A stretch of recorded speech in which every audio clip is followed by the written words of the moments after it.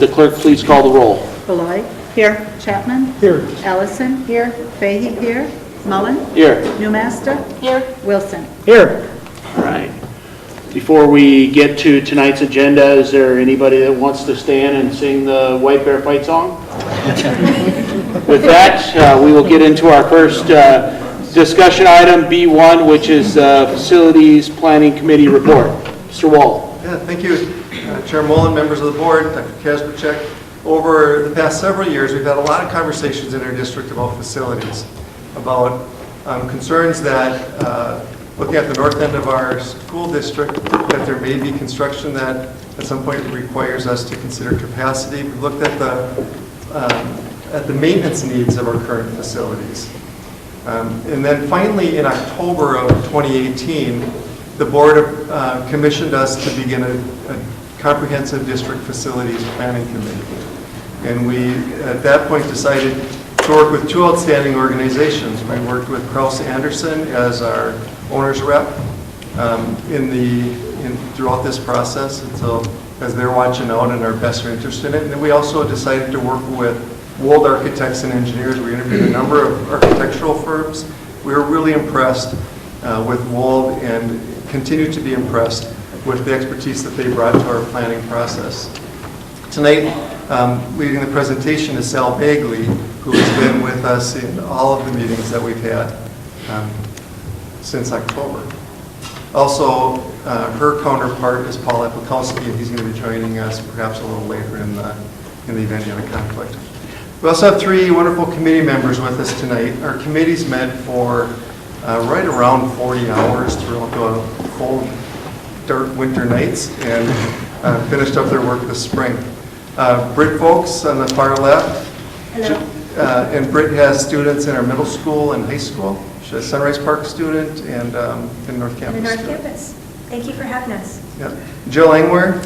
Hello. Jill has students at Birch Lake and at the high school. And at Central. And at Central. She got it covered. I do. Yeah. And then Jared Leader, and Jared has students at Lincoln and Matoska.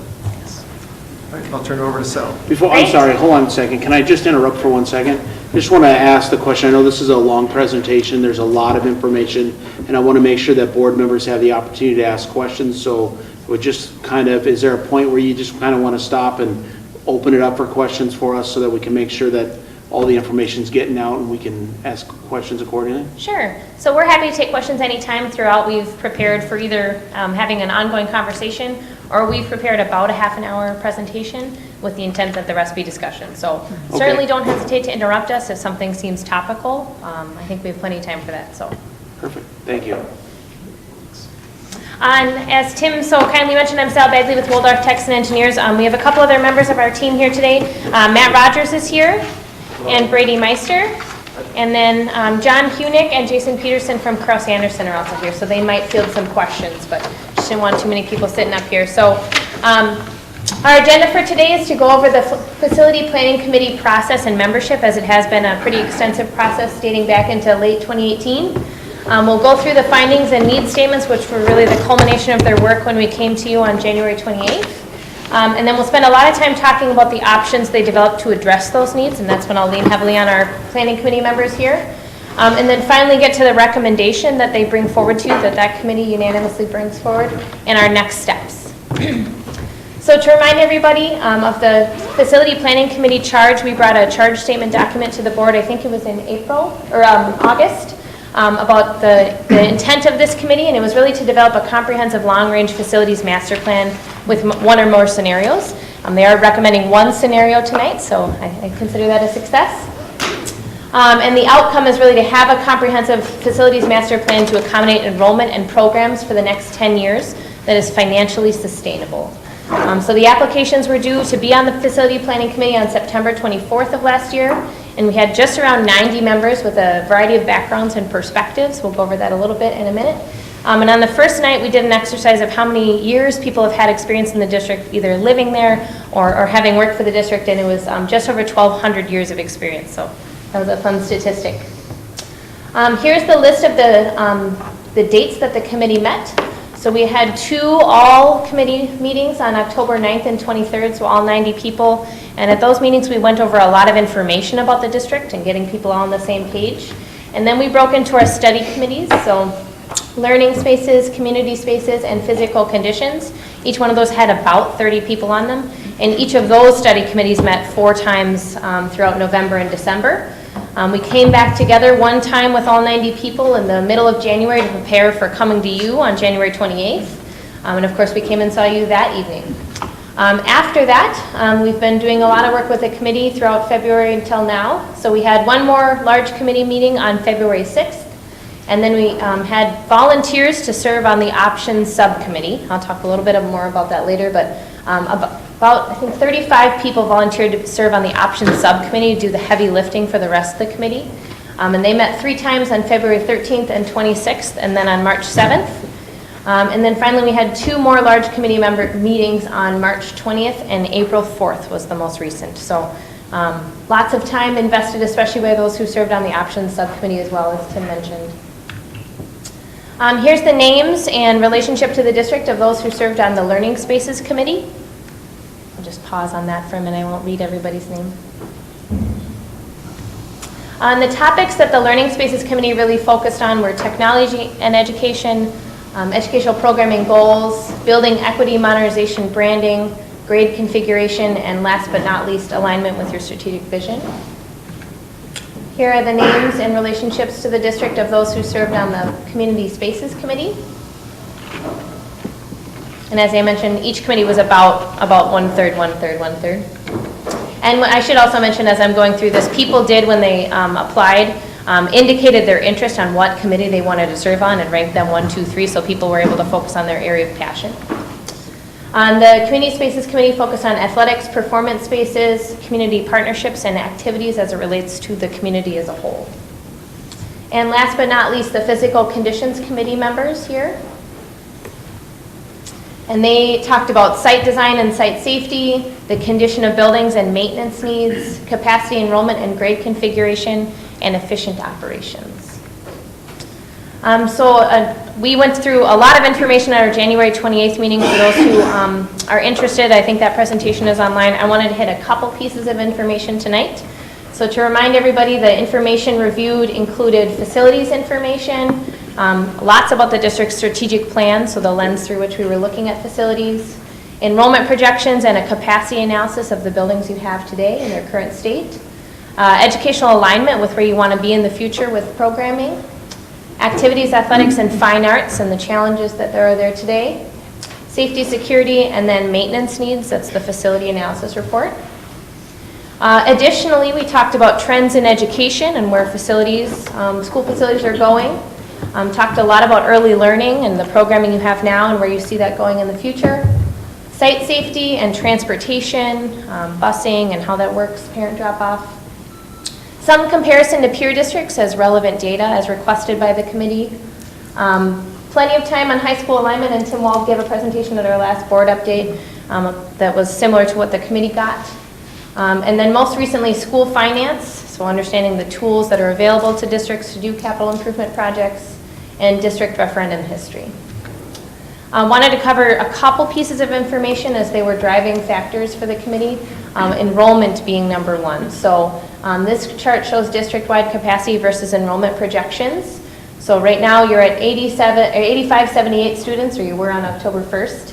And if we look at the 75% build-out projection as done by the Dennis Cheeseborough TeamWorks, you're projected to have another just over 2,200 students 10 years from now. So as that breaks down into the grade levels, at the elementary level, that's another 594 students. At the middle school level, that's another 645 students. And at the high school level, that's another 988 students. One other thing I should say about these graphs is that the current capacity of your facilities is that dotted orange line that's shown as a flat line. So you can see these graphics really represent the issue that your district is going to be facing with this growth. Another topic we spent a lot of time with the committee on was your high school history and how you got to where you are with your current grade configuration. So we put this together with some information that the district gave us about your size of your graduating class over history. So you can see that the green is White Bear High School before Mariner was opened. When the blue lines stack on top of the green lines, those are the years that Mariner was opened as a second high school. And then the goldenrod colors, graduating classes when you're in your current configuration of North and South Campus. Really briefly to do a poor job of Tim's presentation for him. North Campus opened in 1964 and served as your high school for several years until 1974 when you were seeing really high class sizes and growth. Baby boomers coming through your system. So Mariner High School was open from 1974 until 1983. And that's when you had your two high schools. So you had White Bear Senior High School and Mariner High School. And from 1983 till present, you've operated in your current configuration of North Campus and South Campus. Some history of the split campus. There was an advisory committee that operated from August through November of 1982.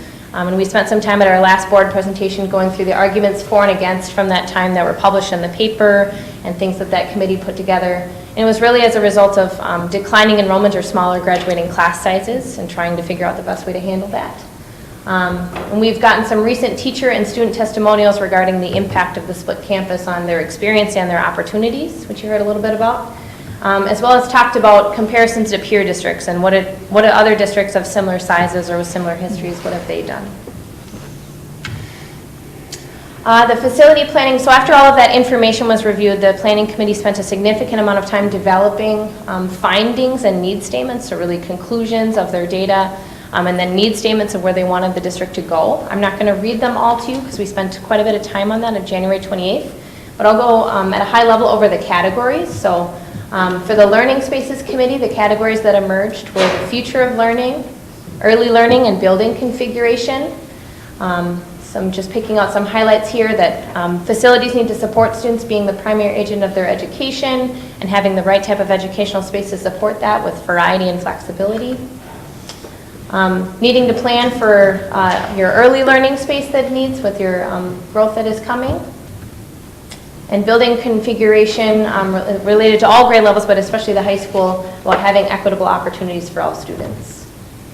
The Community Spaces Committee emerged with a few more topics. Indoor facilities, adaptive spaces and diverse spaces, community space, outdoor facilities, fine arts and specialized sports. Lots of discussion about having adequate amount of space to serve the high demand that's on your various indoor and outdoor facilities today, and the creative scheduling that you go through to make it work, including being supportive of those who have adaptive needs or other diverse needs. Continuing to collaborate with all of your community partners to provide opportunities and expand those.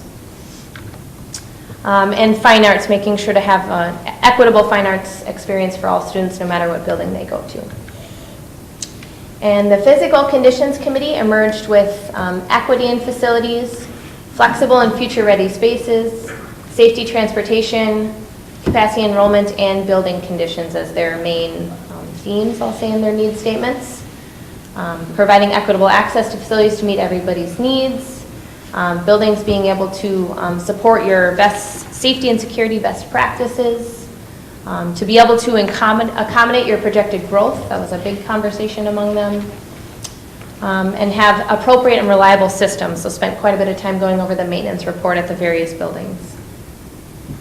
So that was a reminder of process and where we got to when we came to you on January 28th. We're going to spend the rest of our time talking about the options.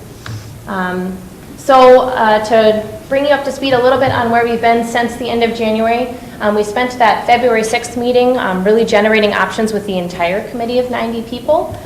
So all members were able to fill out some of these worksheets. You see little snapshots on here of just getting any idea they had out on the table. So I think we walked away with over 100 pieces of paper. And then we went and sorted them in preparation for the options subcommittee, but really a lot of common themes emerged. People had a lot of the same ideas or overlapping or complementary ideas. And then we had 34 members who, like I said, volunteered to attend those 3 subcommittee meetings.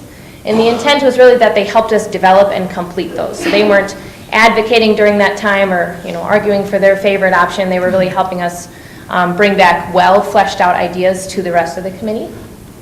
Wold and Kraus Anderson developed cost estimates all throughout that time.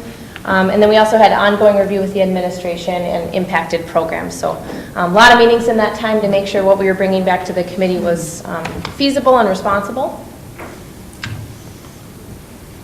I'll say some ground rules for options. It was important that all options had to address the parameters and the needs statements that had been developed. So all of that work all throughout the fall that the options needed to address those things.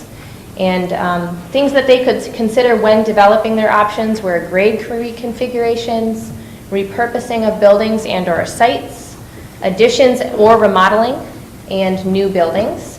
On the left-hand side of this slide, you'll see these are the box diagrams we developed for them. So use these as a tool to graphically represent what buildings may or may not be used for what program and if they needed to be expanded.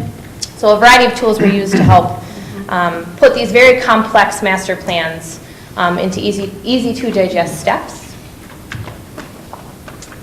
And then when we get to financing and phasing, so the Facility Planning Committee on a parallel track learning about school finance, they had heard in a presentation from Ellers that a variety of funding sources may or may not be applicable depending on the projects, and that it is very likely that the master plan will need to incorporate both potential bond referendum and long-term facility maintenance funding. But with the understanding that total tax impact, no matter what funding source it comes from, is really important. And we talked about implementation strategies. So as we look at all these needs across the whole district, it likely outnumbers what you can afford to do in one referendum step. So we talked a lot about the idea of we're developing a facility master plan that will be executed over time. So a conceptual timeline of thinking about what needs to be done in the next 5 years or 0 to 5 years, what needs to be done in 5 to 10 years, and what might be in a 10 to 20 year step or some future step. And this, I think, really informed the committee's work as we started prioritizing needs, as it was a long list of needs, very robust. And talked a little bit about tax impact at various thresholds on a $300,000 house in the district. So you've heard this before from your financial planners, but the district could make a request of $179 million for zero additional tax impact per month due to your retiring debt. Asking for $250 million would be about $12 a month for that $300,000 house. And then the committee asked us to look at various other steps. So we brought back $300 and $350 to them, which would be $15 and $25 a month respectively, again on that $300,000 house. So these were all just tools and other information to help guide their work as we started doing cost estimating for the master plans. Okay, I'm going to do a high-level overview of the options that were developed. So there were really, what emerged were some, I'll call them early childhood and elementary options, and then some secondary options. And after talking about the options a little bit more with the subcommittee, it really came down to 3 options were studied in detail for how to handle your elementary and early learning needs. Options 1, it was options 1 and options 4, so we collapsed them down, would be to build a new elementary school for 720 students and expand Onika and Otter Lake each to be 720 students. To create K-5 grade configuration across all of your elementary buildings.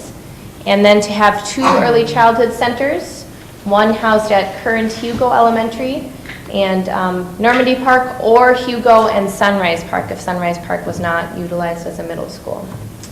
Option 2 focused on building a smaller new elementary school. So that option suggested building a new elementary school for 420 students and to also house the northern part of the district early childhood center. So it would be a bigger building. Again, to create K-5 grade configuration across all buildings. And then those 2 early childhood centers, that's the recommendation from your early childhood admin team, would be either at that new building in Normandy Park or that new building in Sunrise Park. So you'll see there's some similarity there. And then option 3 was to accommodate the growth you have with just additions at multiple sites. So exploring what it would mean to not build a new building, but just to get the capacity you need by adding on to several buildings. And then for early childhood centers, likely would be your current building at Normandy Park and potentially a new early childhood building had not been identified. So those were the 3 options studied in great detail for early childhood and early learning. And then when we come to the secondary options master plan, so there are 6 of them. Like I said, we walked out with 100 pieces of paper, but as we started sorting them, many common themes emerged, a lot of people on the same page from the get-go. So option 1 would be one high school on a new site.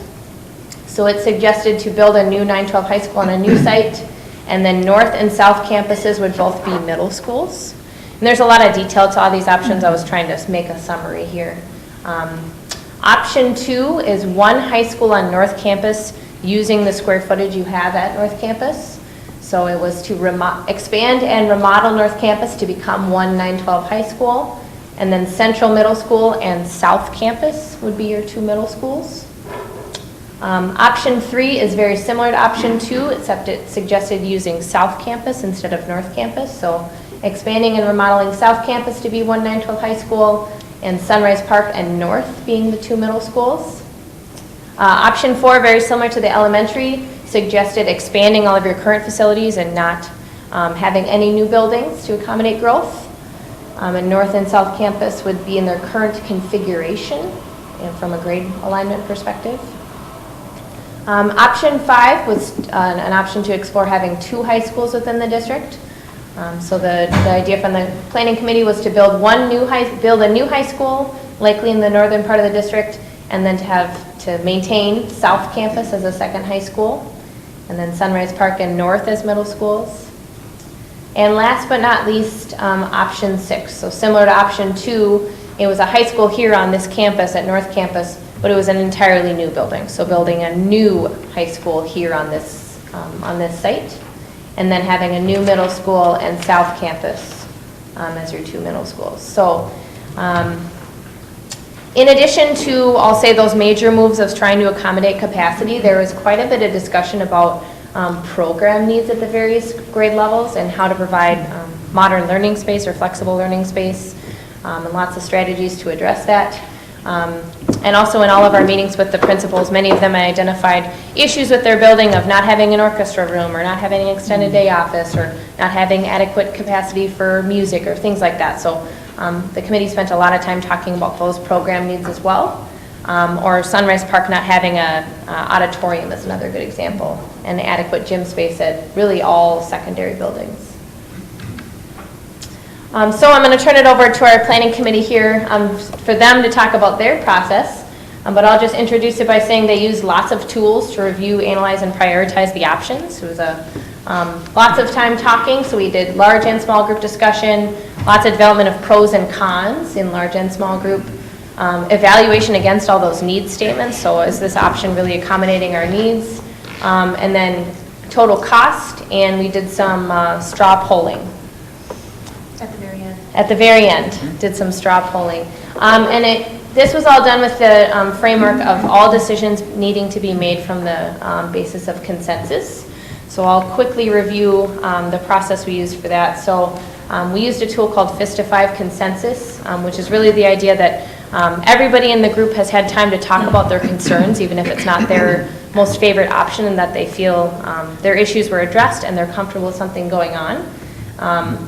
So any decisions were actually made through FISTA5 Consensus, no majority voting. So if we ever had people that put up less than 3 fingers, we stopped and talked about it. So every time a decision was made, it was everybody being comfortable with that. So that took some more time than maybe a majority vote did, but people got to talk about their concerns. And these are just the definitions of what a fist all the way up to 5 mean. I think you guys have used this tool before. So I'm going to turn it over to our planning committee members here to talk about how did we get from 3 down to 1 and 6 down to 1. Oh yeah, it was a process.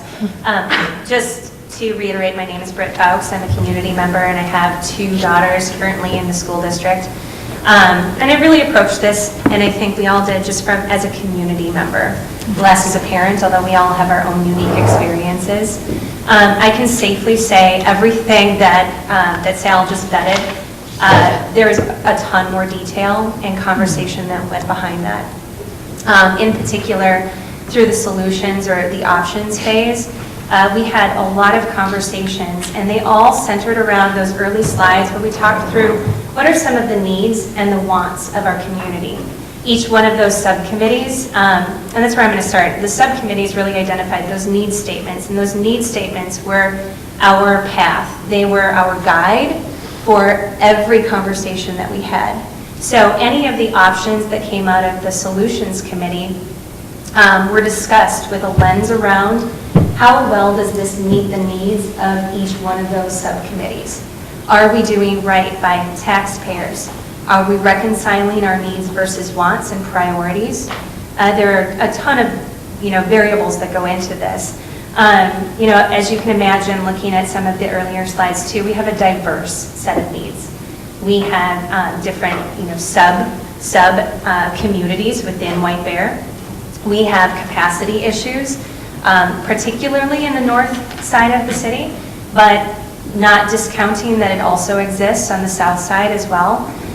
We have schools that are in need of supporting future learners. So older schools set up and created for older learning styles, older teaching styles that we need to be respectful of and think about. And honestly, I can safely say that that is one of those things that we as a committee had to continually challenge ourselves to come back to. Because you can imagine when you're talking about facilities and community needs and gym space, you can get off track really fast from why we're all here in the first place, and that's to serve kids, to serve students. And so we had to continually challenge ourselves to come back to that. So all of those things in mind, right? Facilities, students, transportation, you name it. We went down to technology. I mean, everything was on the table. We ultimately, and I'm really proud of the committee, that we came down from those 6 solutions, potential options, down to 3, and in a really short amount of time. So we want to talk through those 3 and why we ultimately, and when I say we represent a 90 group team. So anything that you want to ask in the midst of this conversation, feel free to just pause and stop us as we go. So ultimately, we came down from that 6 down to the 3 pretty quickly after getting the big group together. We went from the 34-person subcommittee to the 90-person regroup. It's been a couple months since a lot of them had been in the room together. And we talked through, really got them up to speed with those CAD drawings that Sal had shown. There's a lot to digest. So after that meeting, we came back, gosh, was that the March 20th meeting, Sal? And immediately, one of the tools she discussed that we used was the straw poll. The straw poll was done the day before, it was the evening before, right? Yeah, it was the end of the meeting before, but kind of ran out of time to make a decision that night. So just to get a feeling for where people, the barometer on where people stood coming out of that all-group meeting, she ran put together a straw poll, and in that straw poll, it was pretty evident that we were down to 3 options, and in particular, 2 of the 3 really resonated. This does not discount that the other option on the table that we, option 1 in particular, that didn't have a lot of traction, that was the new high school, new site. There was still a lot of interest and discussion around it. Putting some context around that option for option 1 is that there's a lot of holes. And in fact, Sal, do you mind putting it on our content-rich slide? Our content-rich slide, this one. There's a lot on this slide. For those of you who've had some time to digest what's on the school district page, this is where I would have a laser pointer, and I would point you to the colorful page on the far right. In the colors on the far right, it goes from, and just look at where the words are, right? So we go from left, which is option 1, option 2 in the middle, and option 6 on the far right. Those are our 3 options that we vetted in their entirety. And pretty quickly in that conversation when we regrouped, option 1, while it is attractive for lots of reasons, you can imagine that it's missing words because a lot of that cost was locked up in either an unknown site that we don't have, and we could we could play pretend and assume that it exists, but it doesn't. And a brand-new high school. Not discounting the needs in all of our other facilities and our learners. So that was a pretty, I think Jared called for a vote just to say, can we call for a vote that we should put this one to bed? And after a few additional conversations, that one quickly moved off. So then we came to 2 and 6. And they're very similar for lots of reasons, and you guys feel free to interrupt me, but I'm going to just outline them and then we can talk through the specifics as a group. So 2 and 6 are very, very closely aligned. I think the biggest difference is that 2 allowed for some additional investments. One of them is not a huge investment by itself, but it's furniture. Furniture that allows for the future learners of tomorrow. So collaborative learning spaces, it allows more flexibility in teaching styles, and that would be uniform across the entire district. So that's one small change, but we had to challenge ourselves, how well do options 2 and 6, how well do they accommodate all of the students in the community? What is the best use of the funds? So knowing that we could ask for the moon and the stars, right? But what's the best option that does the most for the community, students, community members, and parents, right? That best fits all of the needs statements. And that's why we centered on option 2. And I figured we could just talk through the differences and why we kind of landed on that.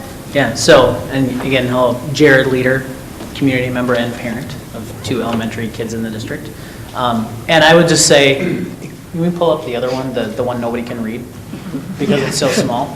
I think while, yes, it's important to look at the more colorful picture on the right that lists out line by line everything that's in there, what really I think sold it for most people, so the 2 non-colored pieces of documentation on there, again, it's option 1 on the left, option 2 in the middle, option 3 on the right, and or 6, thank you, 6. The middle document there is just a continuation of the first one. That's everything in the colored picture broken down by facility. And as you saw in some of the needs statements, I mean, we had needs everywhere.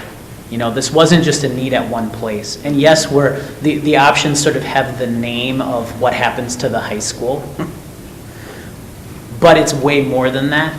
That was just sort of like the centerpiece of it, what happens to the new high school, and then everything else sort of rolls out of that. And the reason why I actually prefer looking at the white pieces of paper versus the colored one is you can see very clearly in option 2, the small 2 words that you see in the first column and the third column is no change. What you see in the middle are all of the things that each one of the facilities will benefit from that meets the most of their needs. You know, we had to prioritize a lot of the needs because we weren't going to get everything. Yeah. There isn't enough capacity to get everything. I mean, the dollar amount was, I didn't even want to say what it was. You can maybe find it somewhere. But to get the highest priority of needs met, option 2 really came out. And the reason I like to show this slide is because you see all of the places where no change is on this document, and you see all of the places where all of our students are going to be benefiting from this option. Any questions on that before we? Yeah, one, I see 6 million for, home purchase, in essence, eminent domain. Where are they? It's just a budget allocation at this time, recognizing that the site here isn't exactly what you'd want it to be for a 9-12 high school for 32 to 3,400 students. So it's a budget allocation, and we'd have to work with a real estate agent to really identify individual parcels, but the committee thought it was responsible to recommend having some budget to expand the site. And it really is sorry. No. And it really is Go north, you run into the railroad tracks. right. Yeah. You go west, it's Bald Eagle Avenue. and there's really no homes there until you get south of 9th Street. And then you got... They would square off Central. this particular site that we're on that extends. If you extend where we're at up to the north, to North Campus and over, there would be properties identified that would allow us to square off the site. Okay. So I think, and we're not recommending that anybody go around and start knocking on doors and asking people if they'd be willing to sell their houses. I think it's on there mostly as a recognition that we felt our best option was this space, and even this space needed a little adjustment, a little mental adjustment to kind of get your head around what it would be like to have that here. And if we did have some of those houses, it would just make it easier. But again, nobody's saying, let's go knock on doors tomorrow. I think it's important too to recognize that we, and I would say this is true of all of us, right? We have a responsibility to taxpayers, and land costs a lot, and it's going really fast. And so thinking about what assets do we have as a community, and where are those assets located in a way that we know that we can get support from the entire community. And I think the 90-person team is a representative sample of age, demography, location, and there was not, I mean, while there was ample discussion around 2 high schools or a new high school in a different location, ultimately I don't think there was not an appetite for just willy-nilly going and building a brand new high school without a lot of discussion and sacrifice. And the sacrifice was not something that any of us could palate. And that's why we ultimately walked away from option 1. We did talk about the option with the 2 high schools, but again, we come back to that same dilemma. How do we serve a group of students? P.S. They are not the ones who are going to feel the cram in the next few years with enrollment. The elementary kids are. So while it's a watershed conversation for the high school, and it's important for our community because it allows us to have a vision as a community, it's one piece of a multifaceted need statement. So I'm just going to put that out there that nobody, like Jared said, nobody's knocking on doors or anything else, but we really centered on it because it met so many different needs that this particular site. And it's central. I guess I had like 2 questions. So when I was at the meetings at the beginning, when they like identified which buildings were over capacity, and we said Central Middle School was over capacity or was getting close. Well, in option 2, we have that Central Middle School is going to stay at a middle school, and we're building and remodeling on North Campus. If we're going to one high school, we're going to have maybe North Campus is much bigger because it's already reaching capacity with only 2 grades. And with all 4 grades increasing and then trying to put them in the smaller building, we're going to have to expand closer to Central. And how are we fixing Central's bed and capacity needs if that's not getting any bigger? Where are they going to go? That's a good question. That's a perfect segue into our next. And then, like, my other question was, if we're coming to North Campus, we just built a brand new stadium at South Campus, and we have all those fields there.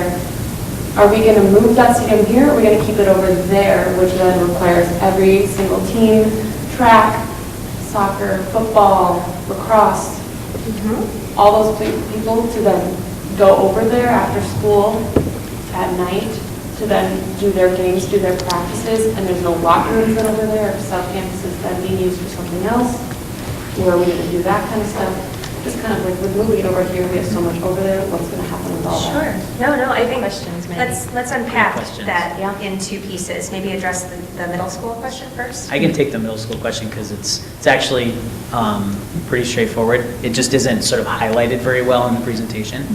The idea is to turn the district office into educational space and have North Campus, that capacity be built into this space that we're in today. Central. Sorry, Central. I'm sorry, Central. Sorry, thank you. I get the 2 mixed up. I don't know. It's less than ideal, right?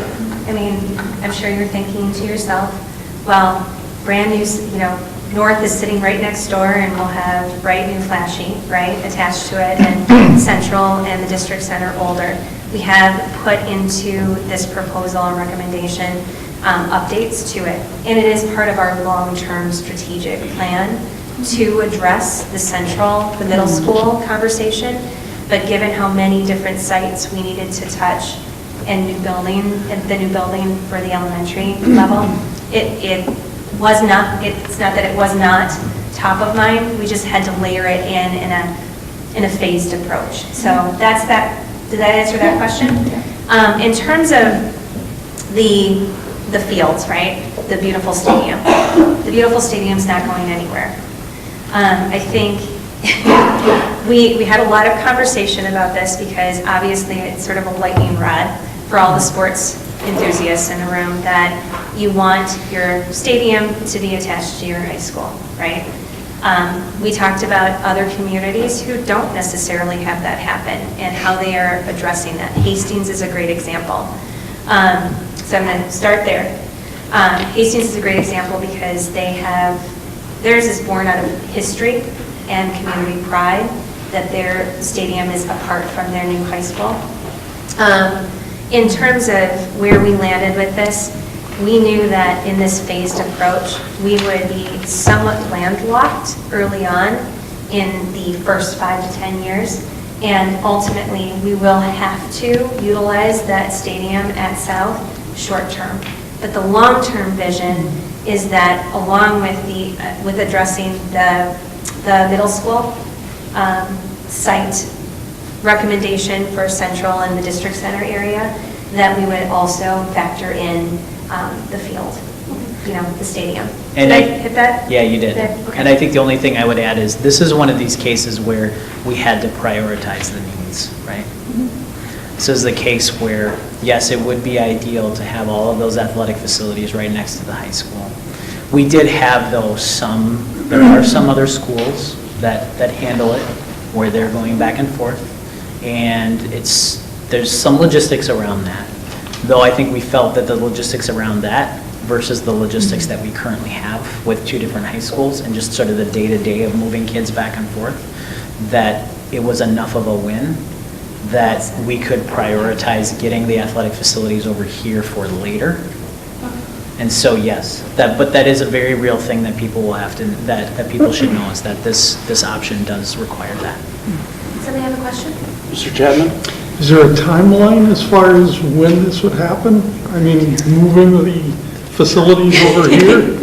Well, there's a recommendation, of course, yeah. Sure, I am gonna, I was thinking about it now.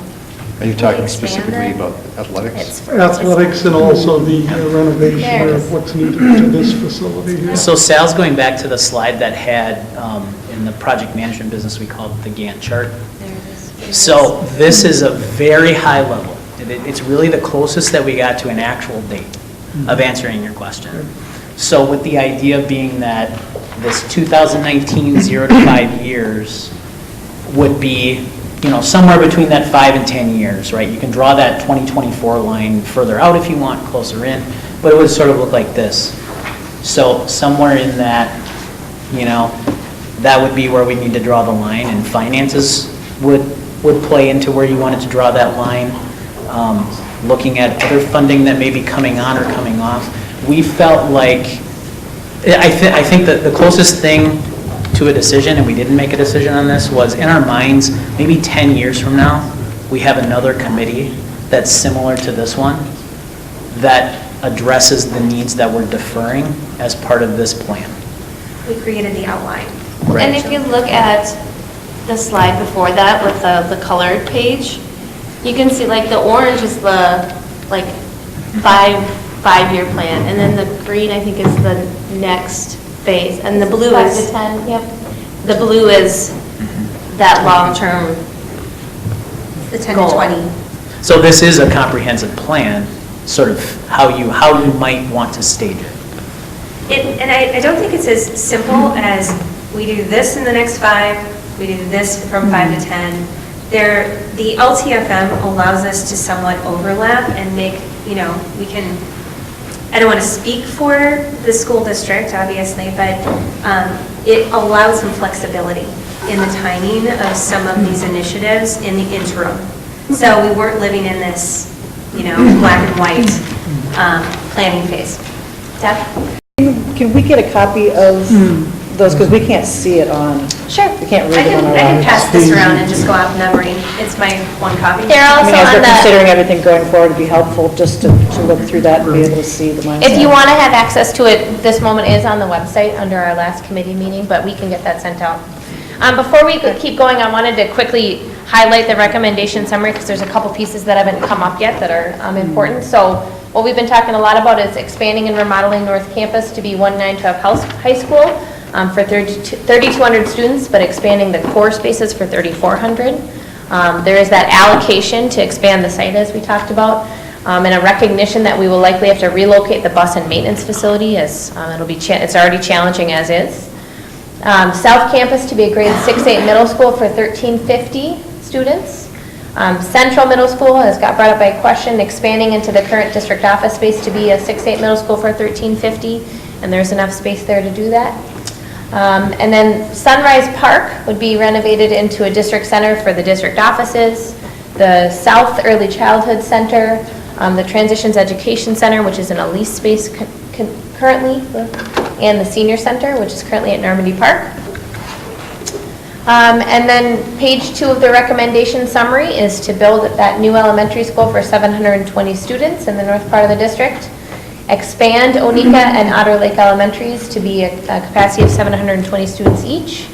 That K-5 grade configuration, the 2 early childhood centers, as I've already mentioned. And then some of the programming features about creating modernized learning spaces and touching every building. Lots of discussion around how to do those, whether we renovate to create flex spaces or furniture got mentioned. But topics that rose to the top were the remodeling of media centers at all buildings, so recognizing the importance of media centers and the ability that they have to make impact at every student. And new furniture for all classrooms district-wide. And addressing identified program needs, so some of those issues like not having an orchestra room or things like that. So, and the only thing I would add to that is actually just to highlight the last things that Sal said. You know, as I mentioned before, the sort of the title of the options have to deal with the high school, but so much of this option allows us to do those bottom 3 bullet points. So I know that it could be very easy to look at this entire presentation and hear everything that that our work study has done and see, oh, this is about a high school and maybe a little bit of middle school. Actually, if you were to look at some of those CAD drawings, there were boxes on there for improvements at every single school. There was a lot of discussion Right. had on those. So Yes, yes. every single school has needs.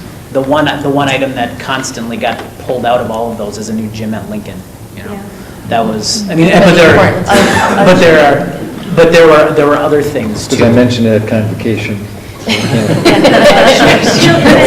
can't lose that. So there's a lot more to this than just a new high school configuration. It's just that was the easiest way for us to talk about the different options. It's a blessing and a curse that we are an older community with older buildings, right? The nice part is we have a framework. We know that framework works for the most part. There's a lot of really good things that our community has done with the spaces that we have. It would be great if we were Farmington and could just plan our path, you know, moving forward, but the reality is we're not. And because of that, we have to really think about how can we, and we felt option 2 did this, how can we best meet the needs of all of the entire community? And especially when we go out for assuming that you're behind this, if we go out for a vote to the community and we have people, let's just play this out in option 1, who wouldn't maybe not see any of this, right? How do we evangelize on behalf of every single community member that their community, their little neighborhood school, or that their broader I don't know, I'll call it sub-suburb or sub-level White Bear area is being touched. So that was something that we spent time on. I want to spend just a few minutes too, especially if there's people in the room who are asking or questioning about our decision on recommending the 720 capacity school on the north end. We did, Sal mentioned early on, talk about a 420 versus a 720.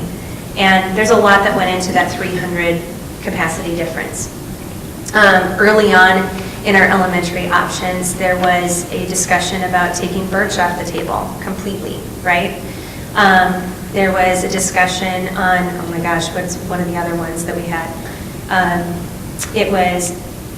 We had a lot of discussion about the transitions that kids on the north side have at the elementary level. They have 5 schools by the time they get to be a junior, compared to the rest of the community. And how do we address that? We also talked, and we had a hearty discussion in our last discussion on efficiencies. And what does a smaller school provide that a larger one doesn't, or vice versa? And talked about how larger schools do provide a lot of efficiencies. And that sounds very clinical, but it has a lot of benefits for kids and teachers. And just a staffing model that allows a greater deal of support for different style learners. So just putting that out there, that those were three of many dynamics that went into our recommendation to have a larger school and beef up the other North End schools. And P.S., I think Onika is close to that number anyway, right now.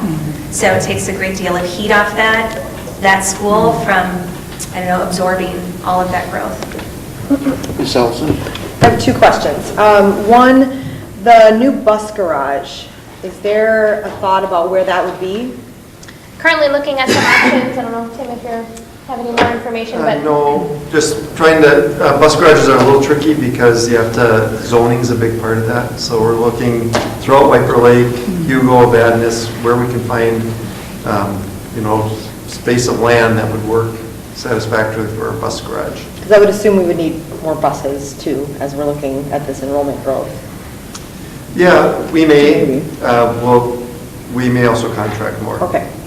My other question is, and I'm not sure who this is for, I'm trying to picture in my head, we can't do all of this in the summer of 2020, and this is a lot of adjustment, expanding north and knocking down walls in here and changing Sunrise.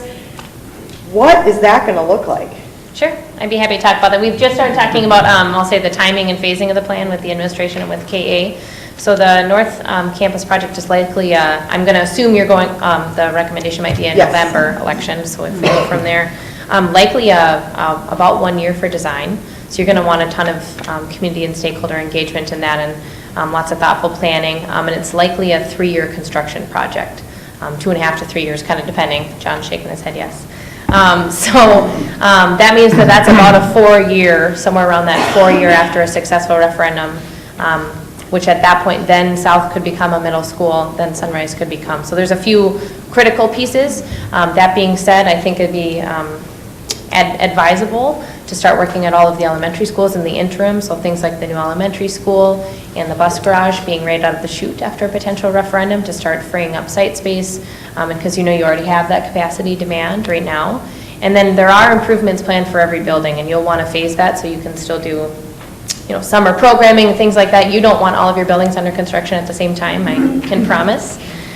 So likely picking off some buildings, maybe even happen next summer if you had a successful referendum, and then what happens summer 2020 and what's acceptable to happen during a school year. So given that every building would be touched, I think a pretty comprehensive plan so that operations can still continue in the interim.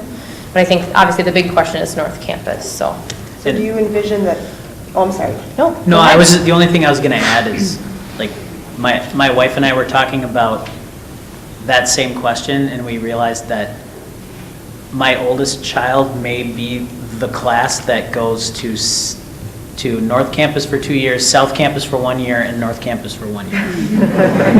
And so it's kind of... Look at the draw, Jerry. Well, it's kind of, these are just some of the things you have to do. And, but it's a very fair question because it's going to feel like that for some students. So do you envision that there's going to be an offshoot of this committee to start addressing some of those ideas, or are we looking at an entirely new committee as we're talking about looking at design and all of that? We haven't spent a ton of time talking about the process, but we would typically recommend having a design committee for every building, so a core planning group that's got relevant stakeholders, and gathering all of that input and really designing it with them. So you might have 18 core planning committees. There'd be one for Birch and for Central and for, including staff and students and... Yep, sometimes relevant community members or groups that come and use the space at night. So That work doesn't usually happen until after a successful referendum, so we are, actually, that's a good segue, I'm going to skip the cost slide, but come back to it. We are doing a lot of other planning and feasibility studying right now, so doing planning and discussion with relevant entities, City of White Bear Lake, City of Hugo, which has been ongoing, to keep them in the loop and make sure we're planning appropriately. And then we are doing a scope review with all buildings and programs, so we're finding a time to go see all of your buildings and review the proposed scope and make sure that everything's working out well and we're not missing anything. So that's going to be happening in April through mid-May. And then not to be discounted is the significant amount of community surveying yet to come in the next couple of months, and I might turn that over to you to talk about. And then with the understanding that really leaving some time for board process, so to process those survey results, any outcomes of that feasibility study. So this is really bringing you the initial recommendation. There's lots of detail work yet to be done to make sure everything's, T's crossed, I's dotted. I'm sorry, Ms. Fahey. Oh, please. Yes, I did have a question. We'll go back to that point. I assume that the discussion about choosing north for a site for high school was possibly because it was a more central location and it's next to Central and the district buildings for expansion. I'm assuming that, but my question is, from either Kraus Anderson or people, you mentioned that, it's good because we have buildings, we have a framework, but if we're not doing building for 4 years, I'd like, what's the realistic framework of North Campus? Because it's an aging building, and I'm just trying to picture what adding on to that aging building would look like. So that's a question I have. That's a good question. Do you have the picture? Yeah. I didn't put the picture, although if you It's in the received the paper. White Bear Press. I did read a lot in the White Bear Press, even though they were asked to hold off with their article to the board, got the official report, so. Sneak I preview. just want to check, because there were Sure. some errors in there too. But I did see the picture, but my head is still. So can I- Are we going to put up, oh, go ahead. No, I was just going to say, I specifically really challenged both of the groups in our discussion on that, because I had the same concern that you had. And the words that we heard were, they're confident that they could build a building that we would be proud of, considering sort of building around that. And I'd also say that that picture that was in the newspaper wasn't necessarily meant to be, this is what it's going to look like. What they did is they took some pieces, and please correct me if I'm putting Doing words great. in your mouth. They actually took some pieces off of other schools that they had done similar things to and just plopped them around the building. And With great care. Plopped with great care. Right. So, but it was done so that we could see what actual physical spaces could possibly do with that space. Say, we'll call it a test fit or a feasibility, right? Yeah. So What would it it's look not- like? How big would it be? Yeah, How many it's- stories would it have to be? So, I'm going to add to what Jared said too. North is actually in all of our facilities. If you were to look at the amount of priority 1 and 2 needs, it's one of our oldest sites, even though, you could say that all of them are of a similar ilk. It's one of our oldest sites, and it has a lot of priority 1 and 2 needs. So regardless of regardless of the decision to use that site and the infrastructure, the bones, it would have required some work. I think we all kind of agreed on that. Like, something substantial would have had to happen with that site in particular. So money would be spent, or recommended to be spent, regardless of what we decide to do with it. Now, the bones, my understanding, are in good shape. So what we would do, and especially since there's a lot of discussion around community spaces, so what makes North also very attractive is that we can turn some of our circles into some of those gathering or meeting spaces in a way that best meets the needs of future learners and also utilizes the space as it exists. So that was sort of an added benefit.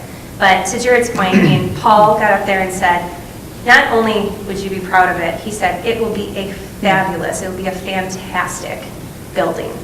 And it's not going to be like the old school with new shiny parts on it. It's all going to be.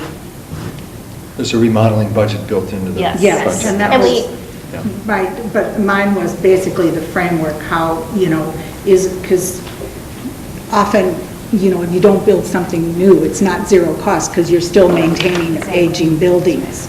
And it wasn't in the White Bear Lake District, but I taught in a building where new parts were plopped around old parts. And it was very obvious you were going from the old part, which was falling down, to the new part. We're holding them accountable for it not to look like that. We took some tours actually just last week with the administration of similar project where we've done a major addition renovation and continue to understand expectations. So we even had a meeting for several hours today with your 2 high school principals and athletic director to talk about exactly what may or may not be added and make sure we're not missing anything along the way. So I think in our feasibility phase, we'll continue to uncover things like that. But yes, we've done lots of addition renovation projects that would result in a wonderful end product. Sir? Hold on a second, Mr. Wilson. Ms. Beloy was next, and then I'll get you.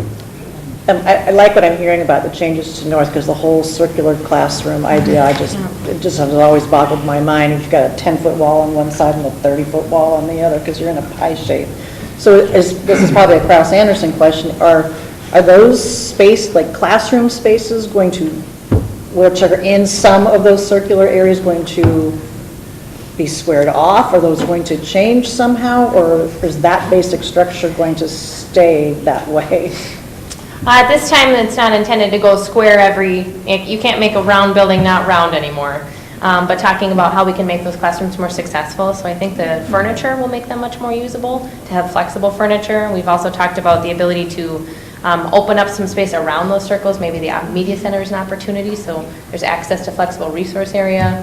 And then what does that wall that faces the flexible resource area look like? So some of those are the discussions we're having, but there's, I'll say, some inherent roundness in North that probably won't go away. Starship But Well, one of the reasons we chose North And it is was a because war structurally it's pretty sound. It needs new HVAC system, it needs some work, but structurally it's a pretty sound building, and that helps us keep this affordable. If we were we looked at just demolishing North and building a brand new building, and it's just not cost effective for us, and it would eliminate most of the other projects that we need to do. So how can we make North Campus work for us and make some changes that make it feel better, so the air quality and the lighting is good. That'll be our task. My other question is, it looks like the high school and this area for Central is basically priority 1. How much of that for Central, because Central, I'm assuming, has some pretty high level 1, level 2 priorities going on with it. So are we seeing, would that be going out at the same time as the high school, or what are we seeing time frame on that? we actually, so there's a whole other set of discussions to be had about what maintenance projects are addressed at the same time as this referendum. So there's been on that sheet, you'll notice there's a certain amount of money allocated for 0 to 5 years. So we're starting to meet with Dan Rozier and his team about, now that we know what buildings may be used for what programming, what things need to be addressed, especially as you're in doing remodeling and things of that nature. If I had to speak, I think I would say that North Campus, Sunrise Park, South, and potentially Central have the highest needs. So we'll just have to figure out how to address those in a way that makes sense with the remodeling and potential future work here at Central. So we have that $50 million. I'm going to use that as my segue to go back to the slide. Potentially $50 million for maintenance needs addressed. And that's really, I'll say, a budget allocation. Lots of study needed on how that's actually spent. As you saw that you have a lot of needs in that category, so we're starting to work on how that dovetails in with the referendum plan. So I would say the secondary buildings definitely needed the most.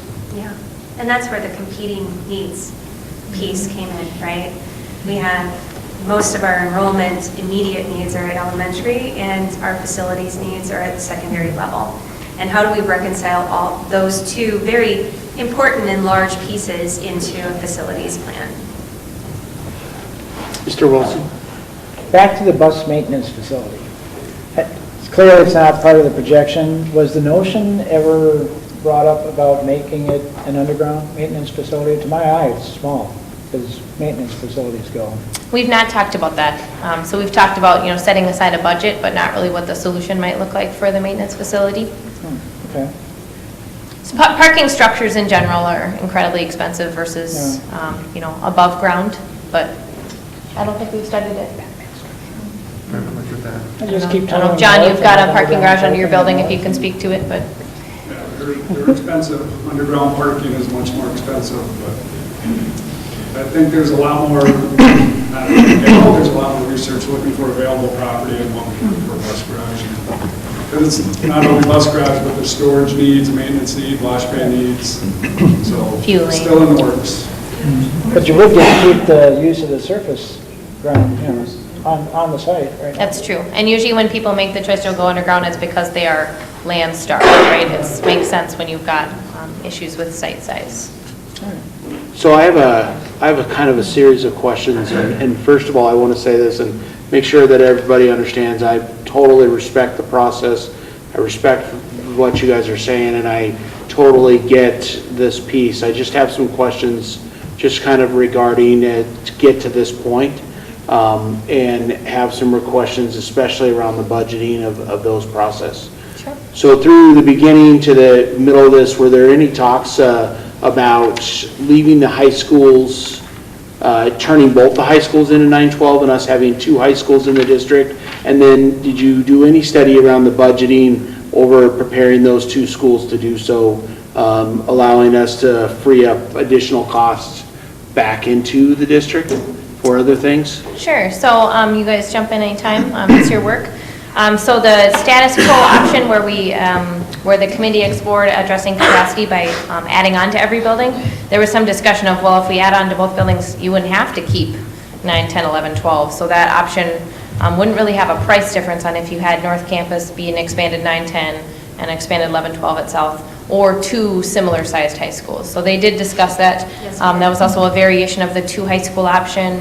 One was a new high school in Hugo and then South Campus. We also talked about having 2 high schools still in White Bear. I don't know if you guys want to talk any more about the pros and cons of those? It honestly came up throughout the entire process, I think in every single discussion, up until the point we got to the 3, that was still on the table. And a topic of conversation, a big high school versus 2 smaller ones.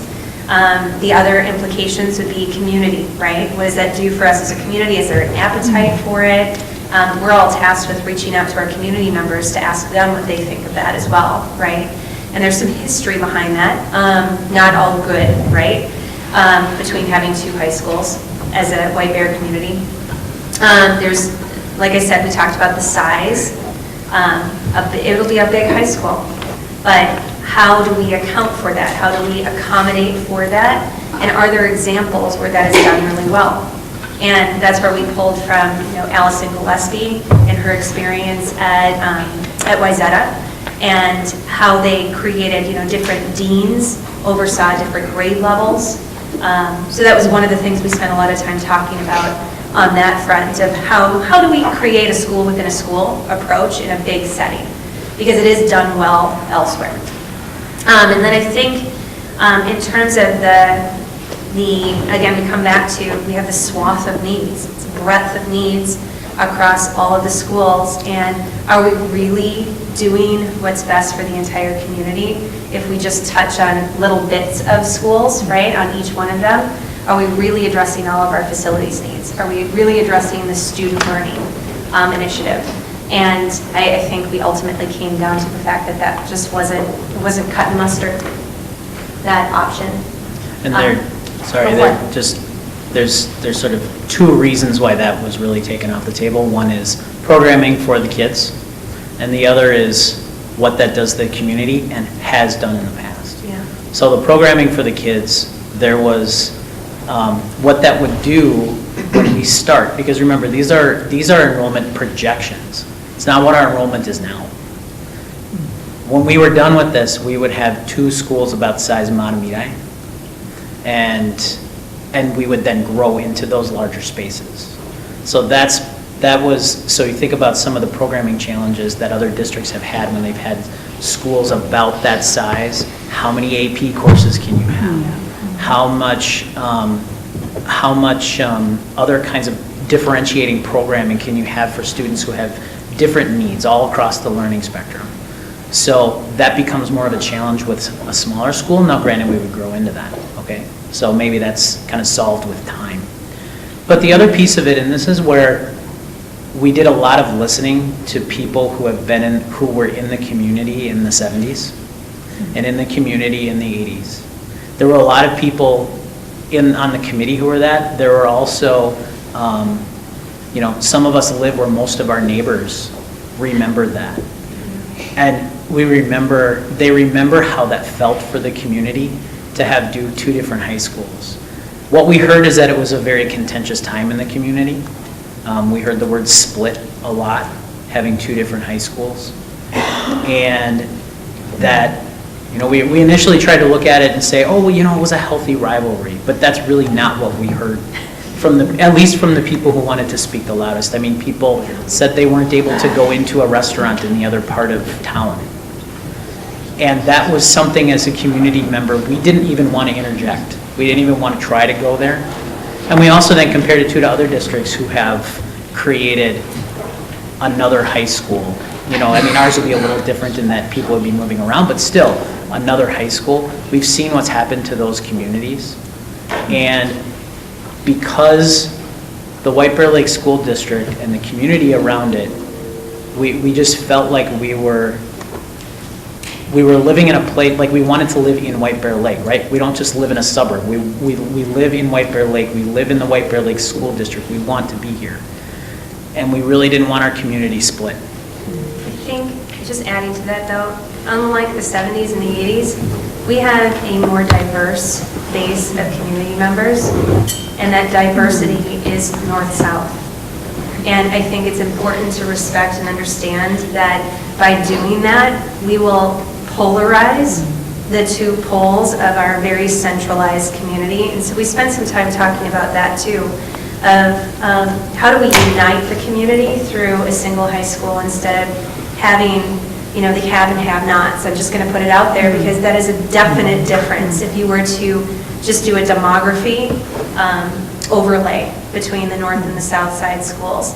It's not a truism, but it's a reality. And we could look the other way and pretend it doesn't exist, or we can embrace it and say this is who we are, and we are going to be better than that. And that's kind of where we came to it. You had a second part to your question about budgeting, and I want to understand a little bit more about that.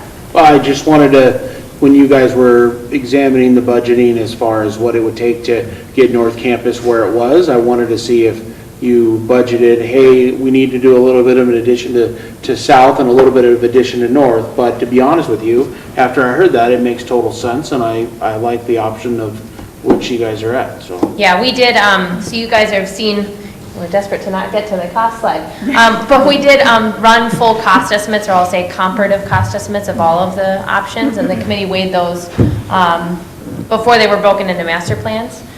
So the total cost estimate of the Phase 1 facility master plan, the potential bond referendum, is at $326 million, about 180 of which is at North Campus. And then, as I've already mentioned, some planning on what maintenance work needs to happen at the same time. Things we are still working out is that scope review and the surveying and that detailed LTFM planning, and still just trying to understand development costs that might need to happen here at this campus if we're going to expand the building to that degree. Yeah. I think the thing for me, and I'm just going to say this out loud, and the thing that's kind of throwing the red flag for me on the option of which you guys gave is the housing component. 21 houses, a lot of houses to buy, or to even to consider to start to move that way. I don't like to use that word eminent domain because I don't think that that's the right way to go about it. But so that's the scary part to me, and having enough space to be able to accommodate what we're going to need at North Campus, and knowing the restrictions that are there currently with the railroad tracks on the north side and everything, and squaring it off. So for me, that's the scary thing. That's the red flag for me is the houses component there. And I think $6 million, especially as this becomes public, is going to be way north of that, right? So there's some pieces there. There's also some bus garage contamination that I don't think that they've looked into yet. It's a bus garage, and I know how those things work, and there's always some added costs there that are scaring me, but mostly for me, it's the house thing. Yeah, it's tricky. I think a number of times we talked a little bit about, whether it's new land, right? It comes from somewhere, someone owns it, and it's really tough to have this conversation without having an honest conversation about that it has to come from somewhere, and I think it's an astute observation that I don't think anybody wants to talk about that. It sort of it outlines and addresses a question that's inevitably going to come up, because anyone with eyes is going to look at the space and ask the question. So is it a perfect answer? Probably not. Is it the one that we have to answer to address a question that will come up? Yeah.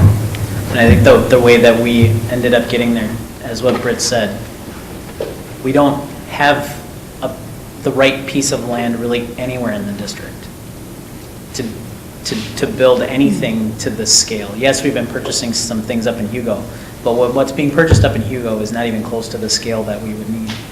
This piece of property was really the best as far as all the things that we've already outlined, and we realized that there are some people who currently live here, and that's going to be a point of concern anywhere we would want to do this in the district. Ms. Floyd?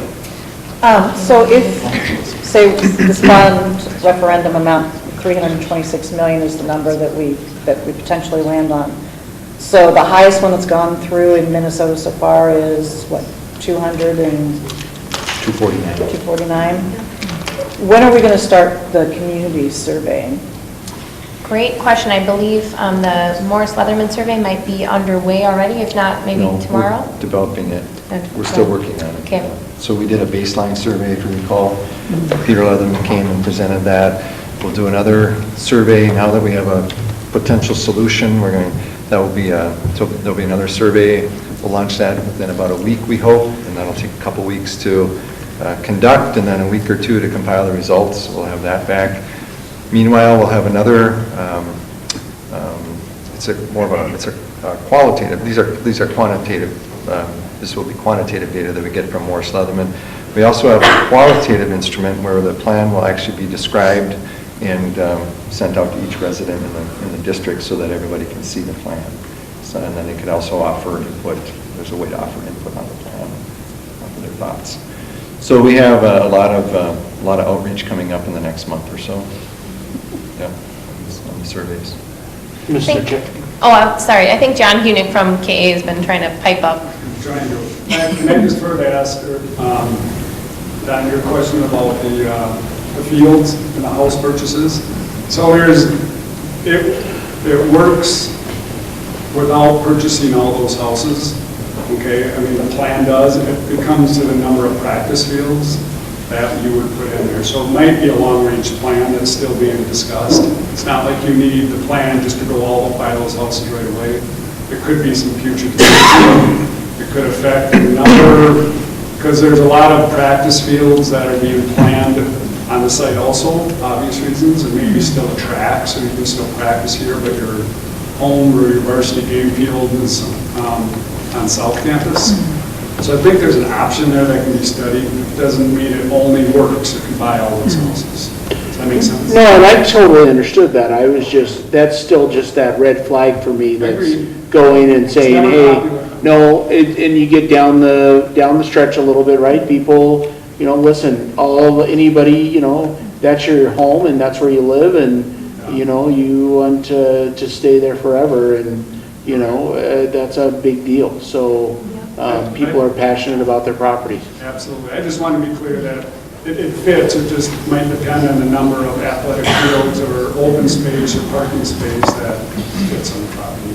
And I also know, being the subject to one teenager now that drives and one coming soon, right? There's that driving thing when you're going to high school, and having enough space for that too, to accommodate that, and, and Listen, I hear it every morning at the breakfast table, so. Especially if they come in the morning. I think if the plan were to move forward, it would make. Maddie, hold on, okay, sorry, Mr. Walton, go ahead. I would just say, if the plan were to move forward, it would make sense for us, as houses become available that are in our kind of target Yep. zone, to start having those conversations. But like Mr. Hunick said, this would be a long-range kind of plan, working with homeowners when they're ready. Yep. Maddie, I'll get you, Mr. Chapman had a comment.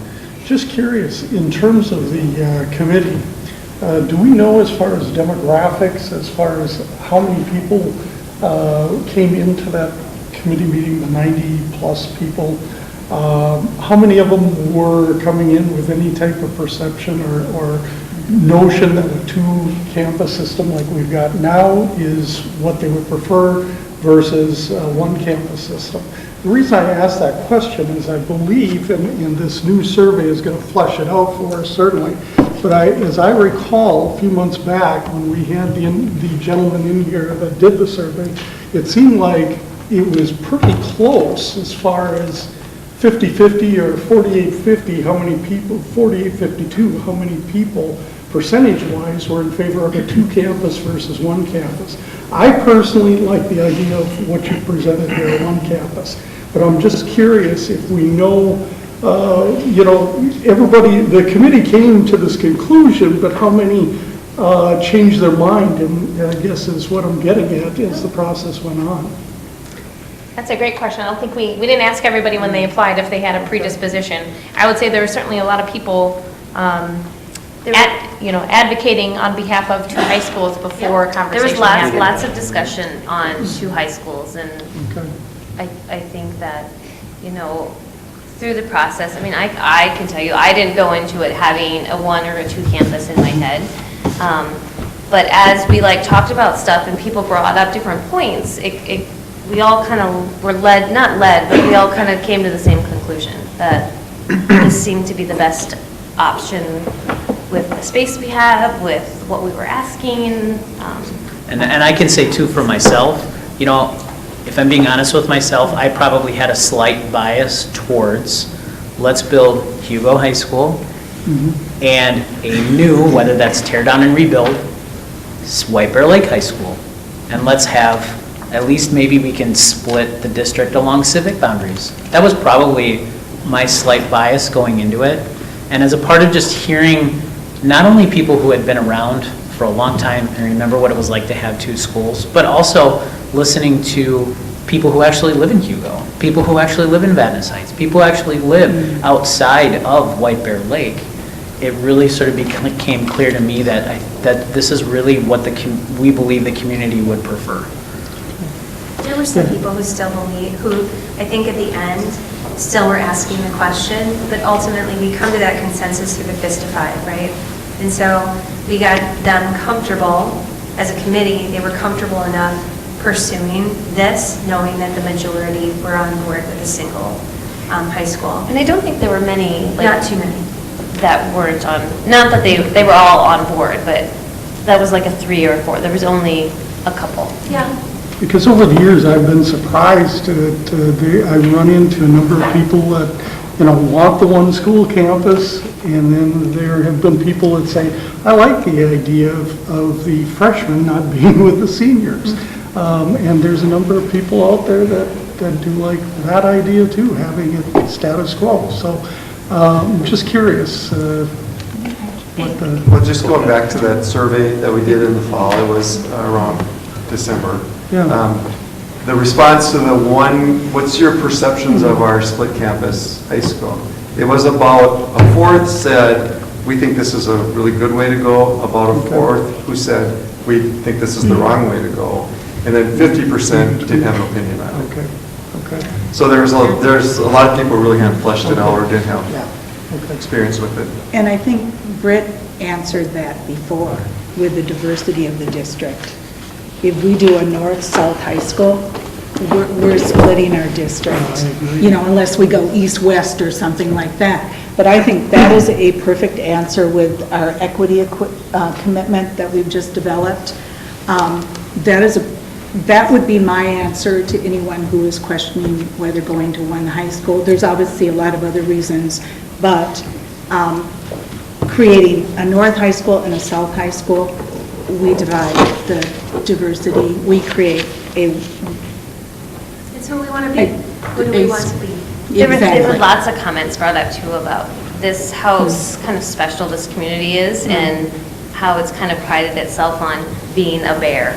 We're one bear. It's not, doesn't matter what school you go to, where you're at, you're still a bear. And 2 different high schools would change that.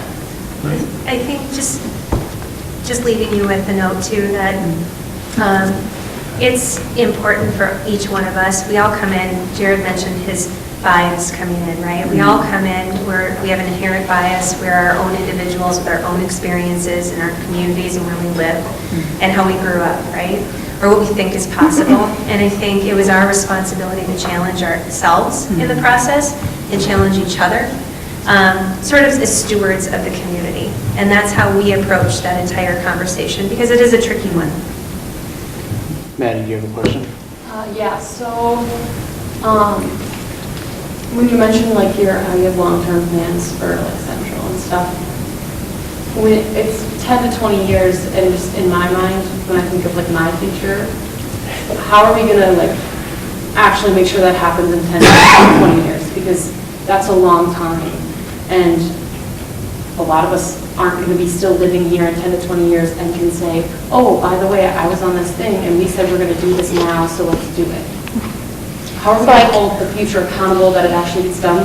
Because we're going to run into the same problems that we're running into now with South Campus being added on a bunch of times and being a whole collage of different things and never actually getting done what needs to be done. Sure. I mean, I think step one is the committee making that recommendation to the board tonight.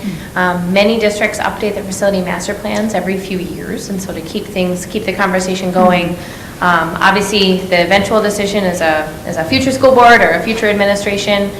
So I would say the importance of it was recognized by the committee, and that's why they included their recommendation.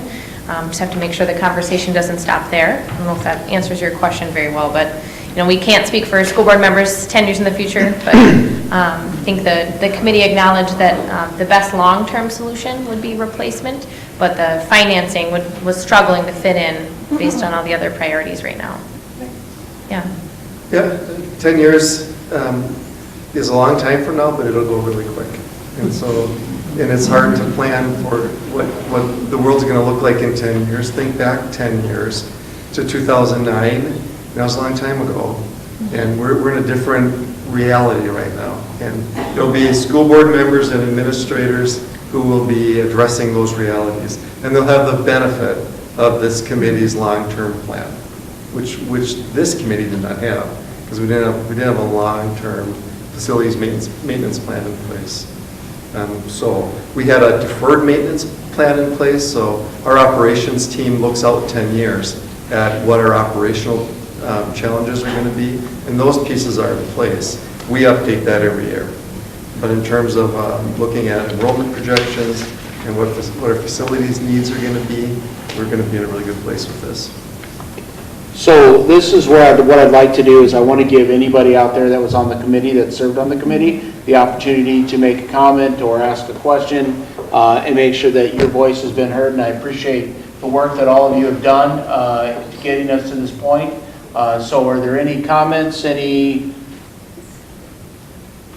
questions? As part of the committee. Can you do me a favor as you do that? Can you tell us your name and... Tracy Peltier. I live up in Hugo and I have 3 daughters in the district. I thank you as the school board superintendent for allowing the community to do this. I thought the process was amazing. Everybody has their own agenda at some point in time, whether it's golf coach, track coach, basketball, hockey, whatever that case may be, teachers. And we put that all aside and kind of came up and looked at the needs of the district as a whole with keeping those important.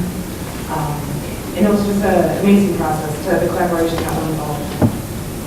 So thank you for allowing us to do that. Thank you. Anybody else? Lily Ballin, I'm parent in the community, also a graduate of Boy Fair. Go Bears. And my dad also graduated from Boy Fair, so long history. But when we talked a little bit about the north-south divide and the keeping things maybe the status quo as things were. What we talked a lot about was that we've done a really good job of public relations and marketing, that we do a great job, because I think we do a really great job with what we have. But that doesn't mean it's the right thing to do. And so we all are going to have need to do some good PR. This is our plan. Because the community finds that we do a really great job with what we have. And so I just think that that's important for us to know moving forward.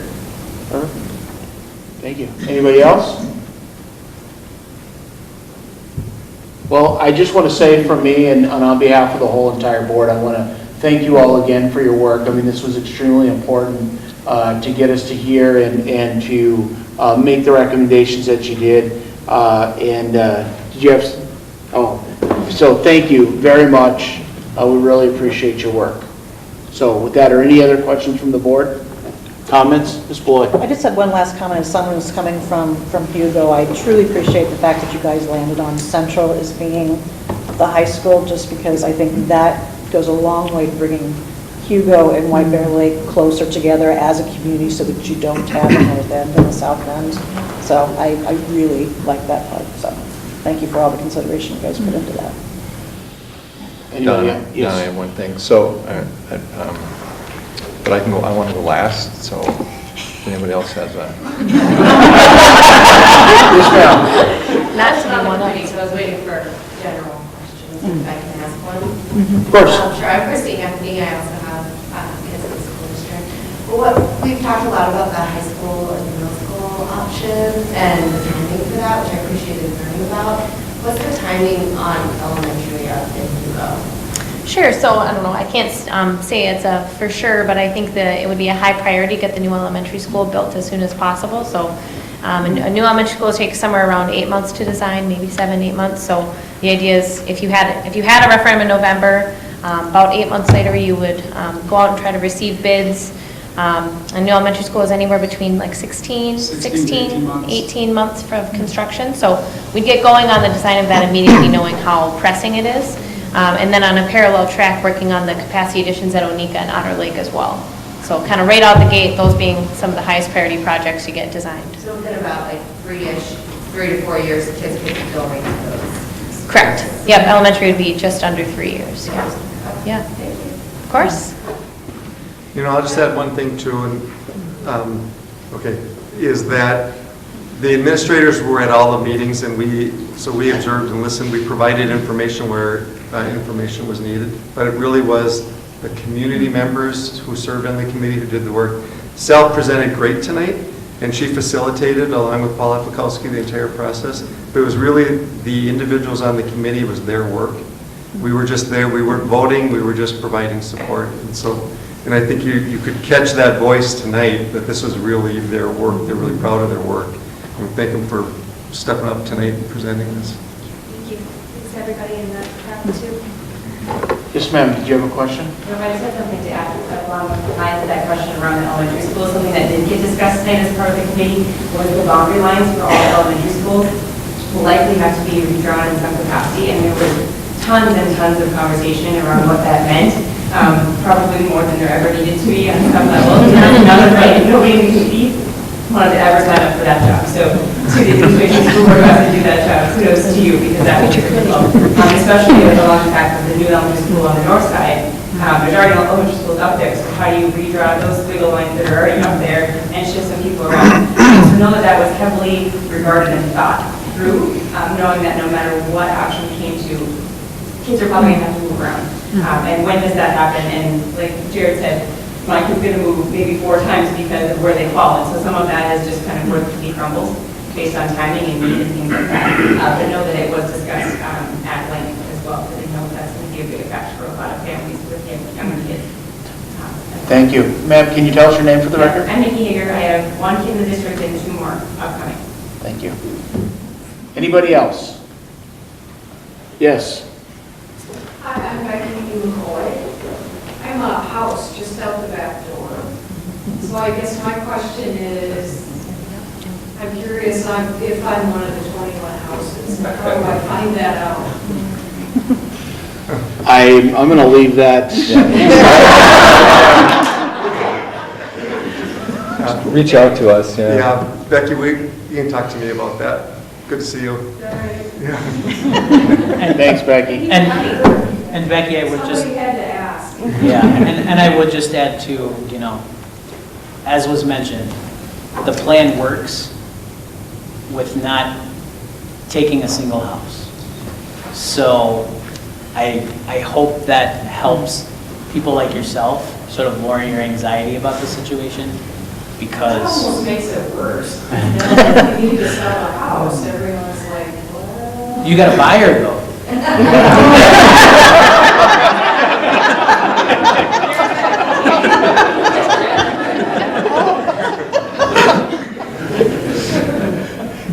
Yes, ma'am. Hi, I'm Carla Nielsen, and I live half a block from North, and I'm wondering where and how we're going to account for 3 grades full of kids driving cars to school.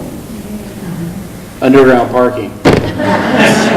I'm sure, John. I think I talked about around that was when people leave south right now, like I know it's only 2 grades, they all have to go in the same direction. We're thinking about that around here, and people are going to be going in 4 different directions. And it's obviously not an ideal location maybe for that, because it's packed in neighborhoods. But because of the fact that people go north, west, east, and south, and then central, it's going to eliminate a little bit of like, when you leave south, even though it's only 2 grades, everybody's going the same. Everybody's going north. And from here, everybody's going in different directions. So it might not be as bad. That's what a north teacher said. They talked about that. Yeah. Actually, when we leave here, people are leaving in all different directions. I don't think anybody knows exactly how bad it's going to be. I don't think that, I mean, while that, I think, puts us at ease, right? It isn't the solution. And I know that Wold and the administration are working with city commission and planners, the planning commission, to fully vet the transportation. So we'll be needs. doing traffic studies of the area and figuring out how people will access. Come at 2:15. I know. As a parent driving into that mess, it's terrible. Yeah, well, Yeah. that's an important element of it, is when it's all happening, what's happening. Mr. Hunick, did you have something to add to that? Chair Mullen, there has been a pre-meeting with the city, and so there will be infrastructure improvements, most likely to city streets, to help with traffic flow. And, you know, there will need to be a traffic study to determine how many cars, what direction, going north, south, determine is there turn lanes, acceleration lanes, more stoplights, not. That's not figured out yet. But the city will be an important part of that process. Other comments, questions? Dr. Newmaster. I just have one really quick one, that everybody's done a great job of bringing up lots of things. And I want to remind you that as an old baby boomer, we were the ones that are like your children. My sister went to 5 schools, we never moved. She went to the split high school. I mean, all these people survived, and maybe you know the grandparents of your kids. But they'll be writing about this group. With this little boomlet that we have, we're lucky that we don't have some other districts' problems. But I think we have a great community, and while you can't ever all agree, you guys did a good job of coming to consensus. So, thank you. And before I turn it over to Dr. Kazmierczak, I just want to again say thank you very much, and to add to the last thing, or before I turn it over, I'm just going to say, go Bears. Dr. King. So my comment is to the board, just to tell you what, we mentioned the survey earlier. We intend to move forward, that this is the plan that we will test now in the survey that goes out in the next few weeks. So I know we're not voting tonight, but that's the plan. The plan is that we're moving ahead with the recommendation, and Peter Leatherman and his crew will test that plan, and that's how we're designing the survey. We're designing the survey around this plan that's been presented. So you'll bring this, so will there need to be a vote that we bring in front of the next board meeting? Or you're saying that, because you got kind of consensus from us? I'm saying that that survey, we hope to have results back to you in May, actually. Okay. So we're going to move ahead with the plan that's been presented to test these ideas out. Okay. So, and then May 20th at the work study meeting is when we would have the data back to share with you. All right. So, again, we're not voting, but maybe we do fist to five. And I guess if there are major concerns about that, then it does throw a wrinkle into the timing of it. So we would need to know that. I think that you've got consensus from everyone, right? I mean, I don't see anybody. I think that we're moving forward. I think if there's any concerns, right, there'll be a conversation. Great. Okay. Can I just quickly add one thing, just especially for anybody who might be listening to this recording later? If you know somebody who was on the committee, or know someone who knows someone who was on the committee, please ask questions. We all want to help everyone understand how we got here. So if you couldn't make it to the board meeting tonight and ask your question, or if you're out there in the community, just our names are now on the website, they're on the presentation. Ask questions with an open mind. We'll be more than happy to answer any question that wasn't answered tonight, or if you just want some more information. I think I speak for everybody on the committee that says, please ask us. We want to share. Okay. Thank you all very much. Thank you. Have a good evening. Thank you. Thank you. Thank you. So we'll take a couple minutes just to let everything kind of clear itself through, and then we'll move on to the next discussion.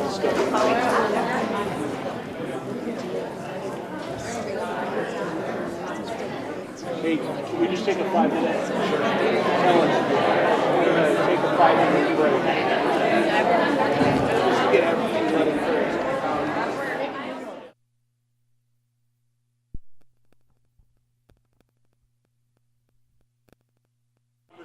So I apologize. But if we can move on to the second discussion item. I know Dr. Newmaster just ran upstairs for a second.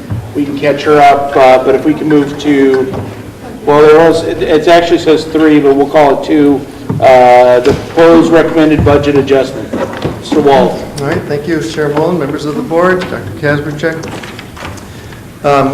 We provided reports to the board going back to December when we had our Truth in Taxation hearing. We did a pretty thorough review of school finances at that time, and we also had our auditor in that night, Jim Eichten from MMKR, our district auditors. And at that point, Jim Eichten referred to a shrinking fund balance in that our expenditures were outweighing our revenues, and that he recommended that we take a look at getting our expenditures in line. Something we haven't been forced to do until that point. So taking that advice, we came back to you in January, presented the January work session. In fact, we followed the facilities proposal that night, or the facilities report that night as well. But we came back in January, we reviewed changes for the current year budget, and the board adopted those in February.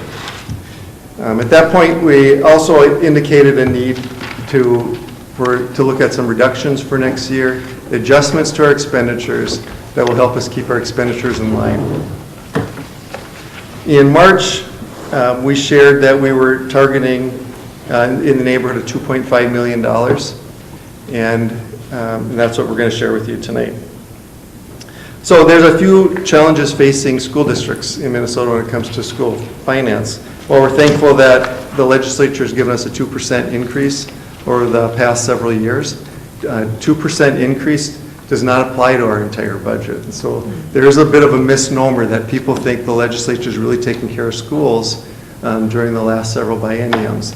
And while we have had 2%, that 2% applies to about 60% of our budget, just to the per pupil formula. The rest of our budget does not see an increase during that time. And so even if the legislature increases school funding at the rate of the consumer price index, and 2% was slightly below the CPI, we're losing ground. That's an important realization. School districts also experience an inflation rate that is higher than the consumer price index, in that almost all of our expenditures are human related, and those tend to be a little bit higher. So that's a challenge all school districts are facing. Also in 2014, the legislature changed the way special ed, the special ed funding formula would work. And there may have been the mindset that they were helping school districts at that time. And at that time, it did help some. It didn't help White Bear Lake. In fact, it set a cap for expenditures at the 2014 level, or cap for revenues at the 2014 level. So we're still in 2019 living off that 2014 cap in special ed expenditures. Special ed inflation has been rising at about 6% in Minnesota during that time. So that's been a big challenge for schools. We talk about the cross subsidy, and as those expenditures rise in our public schools and the revenues don't rise, that forces school districts to continually pull money from the general fund. And you read the paper and you hear school districts all over the metropolitan area are making budget cuts. And that's at a time when revenues are slightly increasing, but special ed revenue is not. Another area that has been challenging for schools has been in the area of compensatory aid. So compensatory aid is awarded to schools really to compensate for schools with high free and reduced lunch levels. In White Bear Lake, we've actually seen our compensatory aid dropping this year and again next year. And that's based on the numbers of students who are applying for free and reduced lunch. And we're seeing a decrease in the number of students applying for free and reduced lunch to the tune of about a drop of $250,000 each of these years in compensatory aid.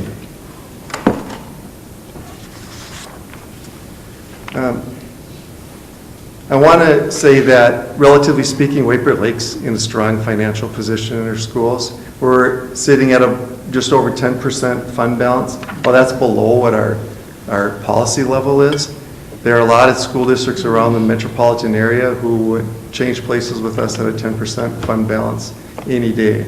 So I don't want anyone to have the impression that the sky is falling. It's a good practice for school districts to look at their budget, and when you have to make reductions in expenditures, it forces you to really look closely at your programming practices. How are we spending our money, and is this a time for us to make changes?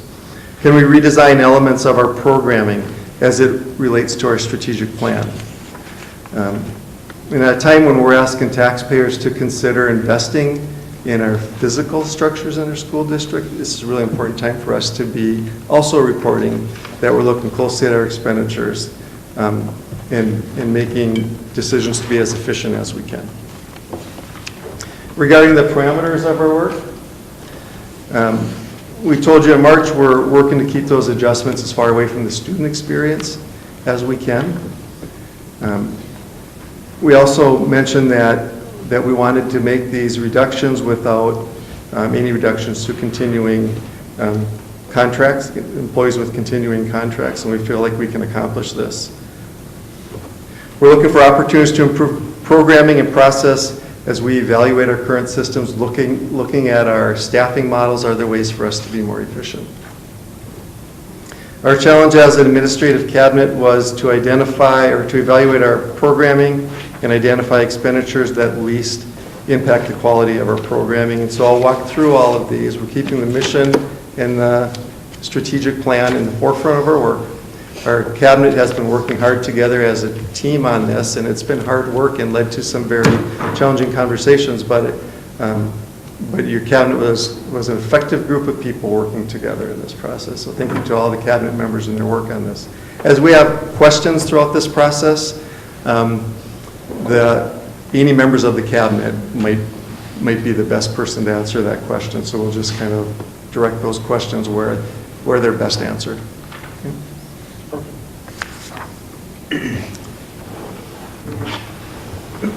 So this first page, we're looking at district-wide and operational adjustments.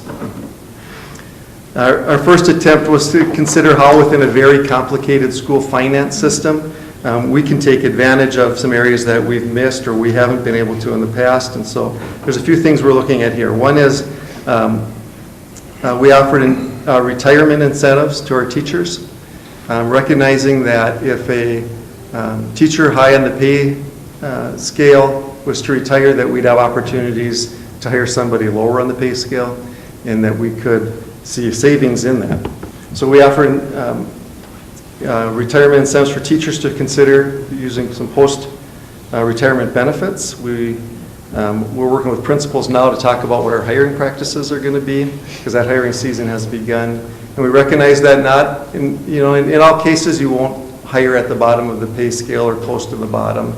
In some positions, we're not served probably as well as we could by having a first or second year teacher. Some positions might require somebody with more experience. We're looking at building rollover budgets. We typically have had about $500,000 in building level budgets that have rolled over to the following year. Really, the ideal situation is to spend those dollars in the year for which they were intended. Building budgets will roll back into the general fund. So, Tim, do you just want to talk about the change in practice to some extent? So if you're a building principal, what will that look like to you so that, again, this is not about the sky falling? In which part here? In terms of, we've discussed the process has changed to some extent for some of those capital expenditures at the site level. And so when there's needs that are arising. Okay, thanks for bringing that up. Yeah, so what can happen as a principal is you don't control the larger budget in the district, and so you want to kind of squirrel away some money for a rainy day or for a project that really matters to you in your building. What we've done is ask principals to identify what are those capital investment needs that you have in your district. And in fact, we just completed or just worked through this process this week where principals submitted ideas for investments in their buildings, whether it's furniture or, well, there's just a number of things, drinking fountains, things they've identified that would enhance the student experience and their success in their building. They submitted them, and we were able to go through and reward most of those to the building. But by having that money sitting in their accounts without access to it, we wouldn't have been able to meet as many needs as we can. So thank you for mentioning that.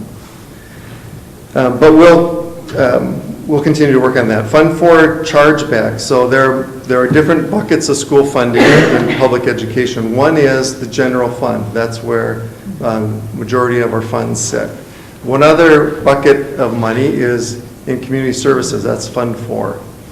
Fund 4 dollars need to be used for Fund 4 activities, but we do charge back to Fund 4 for their services within the district. So we have a lot of night activities in our buildings, and custodians working night hours for community service programs will charge funds back to Fund 4 to the general fund for those services.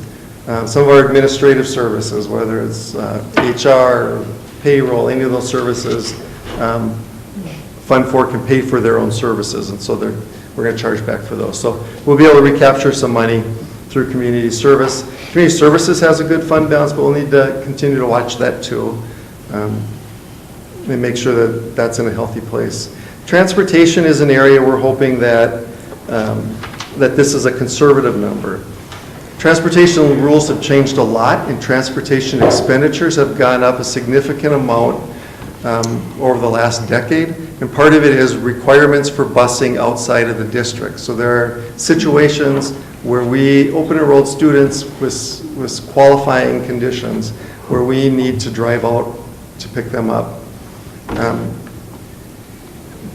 We think we can be more efficient with that, and we've identified some ways. One way is working with our contractors who provide most of these routes to let us know when they have a dead stop in the morning. So if we send a van to St. Paul in the morning to pick up a student, that student doesn't get on, we don't want to send that van back to come back to the school to pick that kid up in the afternoon. So if they can let us know when we have dead stops, we'll be able to be more efficient and not sending them out for a second trip. Also, we're communicating more with the parents of those children that if your kid's not going to come to school, please let us know so we can cancel that route, and we're not spending the dollars to send a van to St. Paul and then no one gets on it. And then finally, on this page, legal expenses. When we hired Mr. Mons as our HR director, we were pleased that he is a lawyer and he's a member of the Minnesota Bar Association. So we're taking advantage of of his talents and knowledge and running our legal questions through him before we contacted our district attorneys. So there again, we're hoping that those are conservative numbers. I hope so too.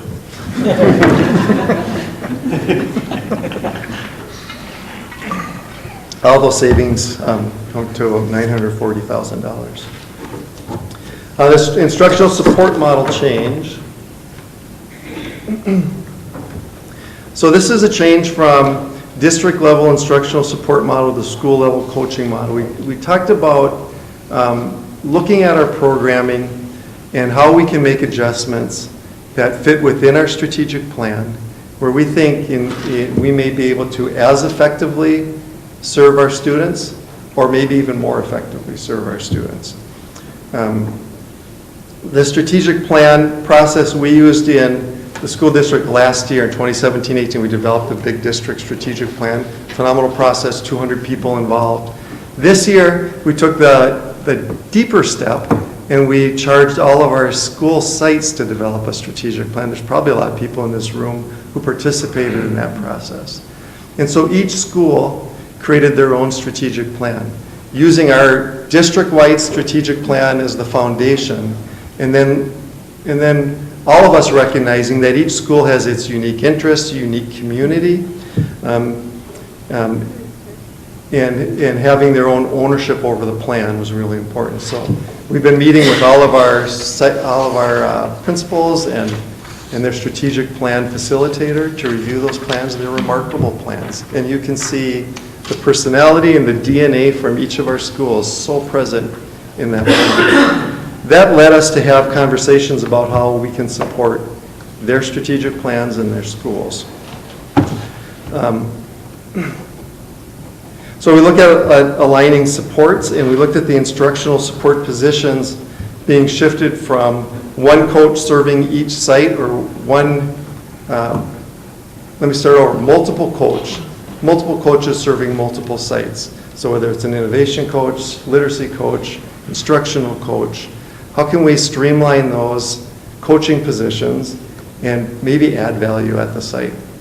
And so that's the model that we're moving toward, and taking the current model and going to a site-level coaching model.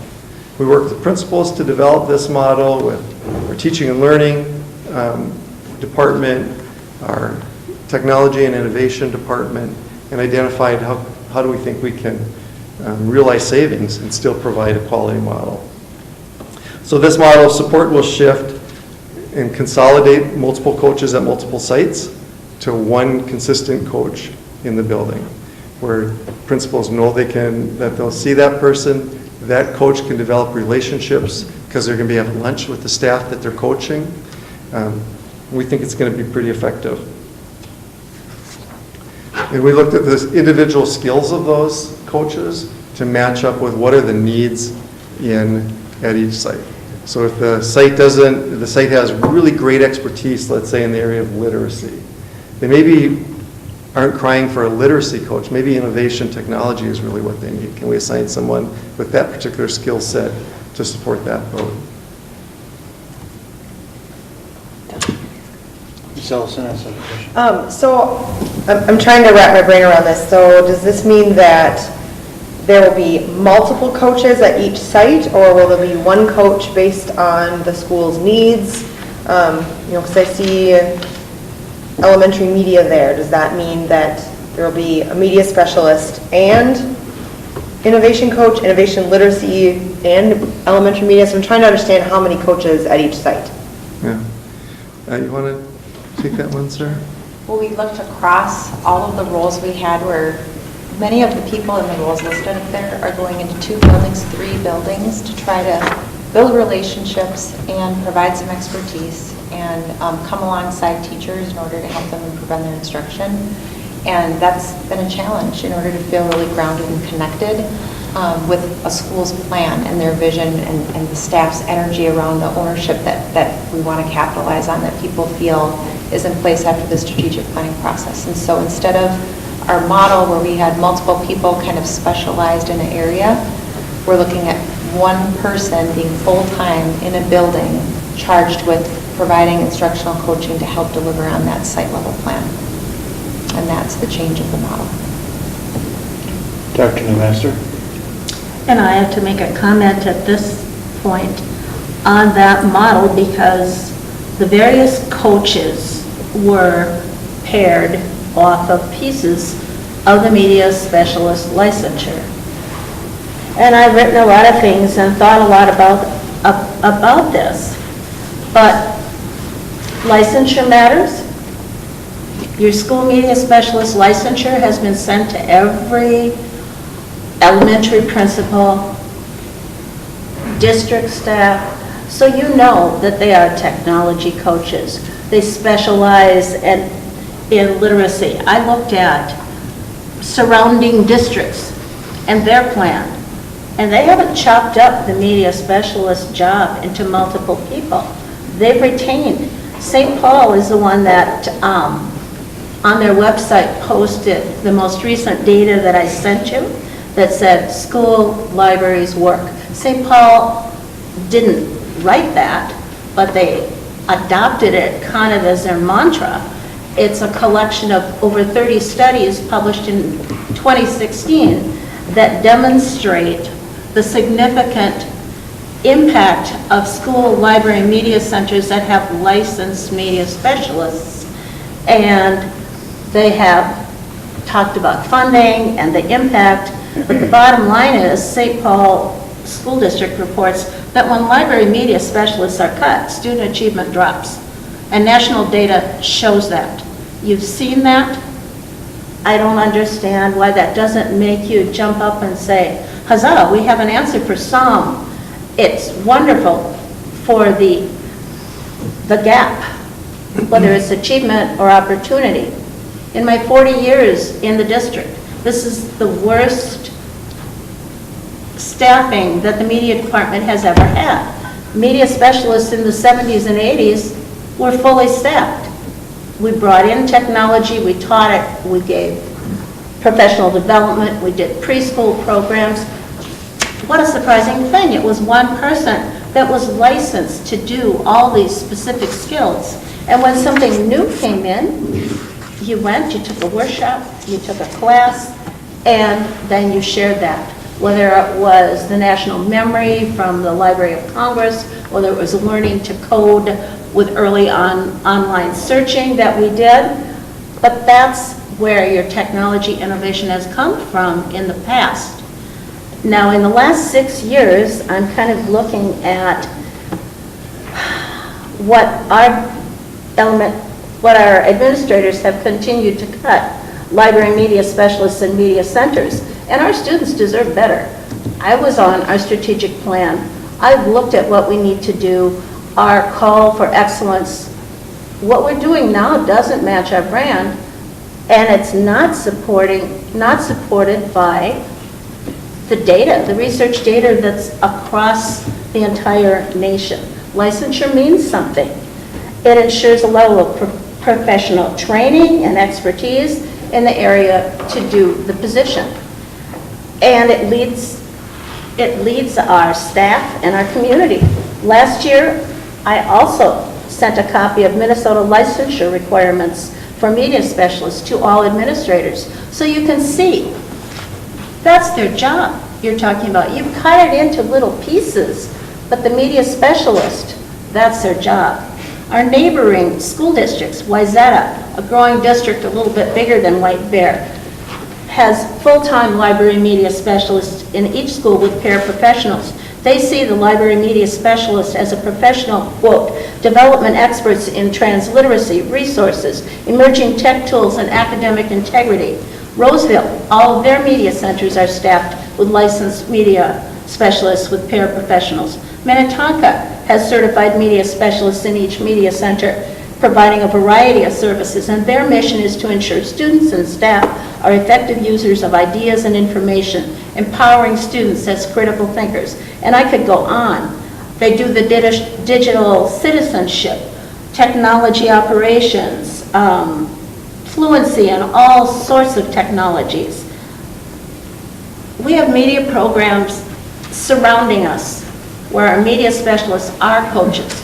They're trusted, they're supported, National Data supports them, and for that matter, funding from the federal government is provided for licensed media specialists and media centers, and there's more than one funding stream. State of Minnesota has funding for licensed media specialists. Your licensed media specialist is an experienced classroom teacher who has taken extra graduate level courses for a specific degree. It might be a master's in library science like I started with, or in information science, and then you continue to build on your skill and your tool kit. I can appreciate how the coaches felt frustrated traveling, but what we did, and I say we, but it was our administration did in White Bear, was take what had been 11 media specialists across K-12 and were certified K-12 and turn them into 3 crazy people who had to cover 9 schools. We used to cover preschool program. Again, I could go over all the skills that we have, and it's like we have blinders. We just don't want to see the media specialist as the person who does this job. It's our licensure. Some of us ended up with Masters plus 60 before we went on and did a doctorate in curriculum and instructional systems, but we are your experts. And if we didn't have the specific literacy thing that we're now promoting, the new program, because every other year there's something different, and we're all excited to learn it, then you send them off to the 2-day or the weekend or the week-long class, and they become your teachers again. So I don't understand this. National and state data demonstrates a positive and statistically significant impact of school library centers staffed by library media specialists. How can we say we are eliminating? And that's what elementary administrators announced. We are eliminating library media specialists. I'm sorry, I would be remiss if I didn't say something. It's wrong. The idea of one embedded professional is right. You have that with your media specialists. They're licensed. They keep their licensure up. They're waiting. Other districts utilize them.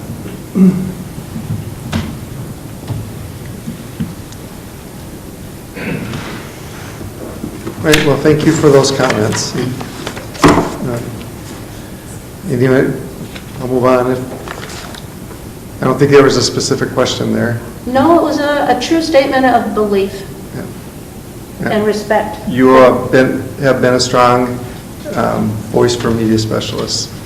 And I'm talking about our schools and our students, who are the ones who will lack this proven variable for closing the gap. We're not even trying. Well, I appreciate that. I would just say that our team worked really hard at what supports our teachers and our students getting, and developed a plan that we thought would be the We have most different effective way to do philosophies. that. Pardon me? I said we have different philosophies. All right, well, I respect that. Moving on to program support model change. So in some areas, we were able to look at specific programs to see how can we better utilize available funding and better assign people's talents to programs that would benefit the district. A good example is AVID. So we have a well-developed AVID program in our school district. We've built tremendous capacity in all of our secondary schools around AVID.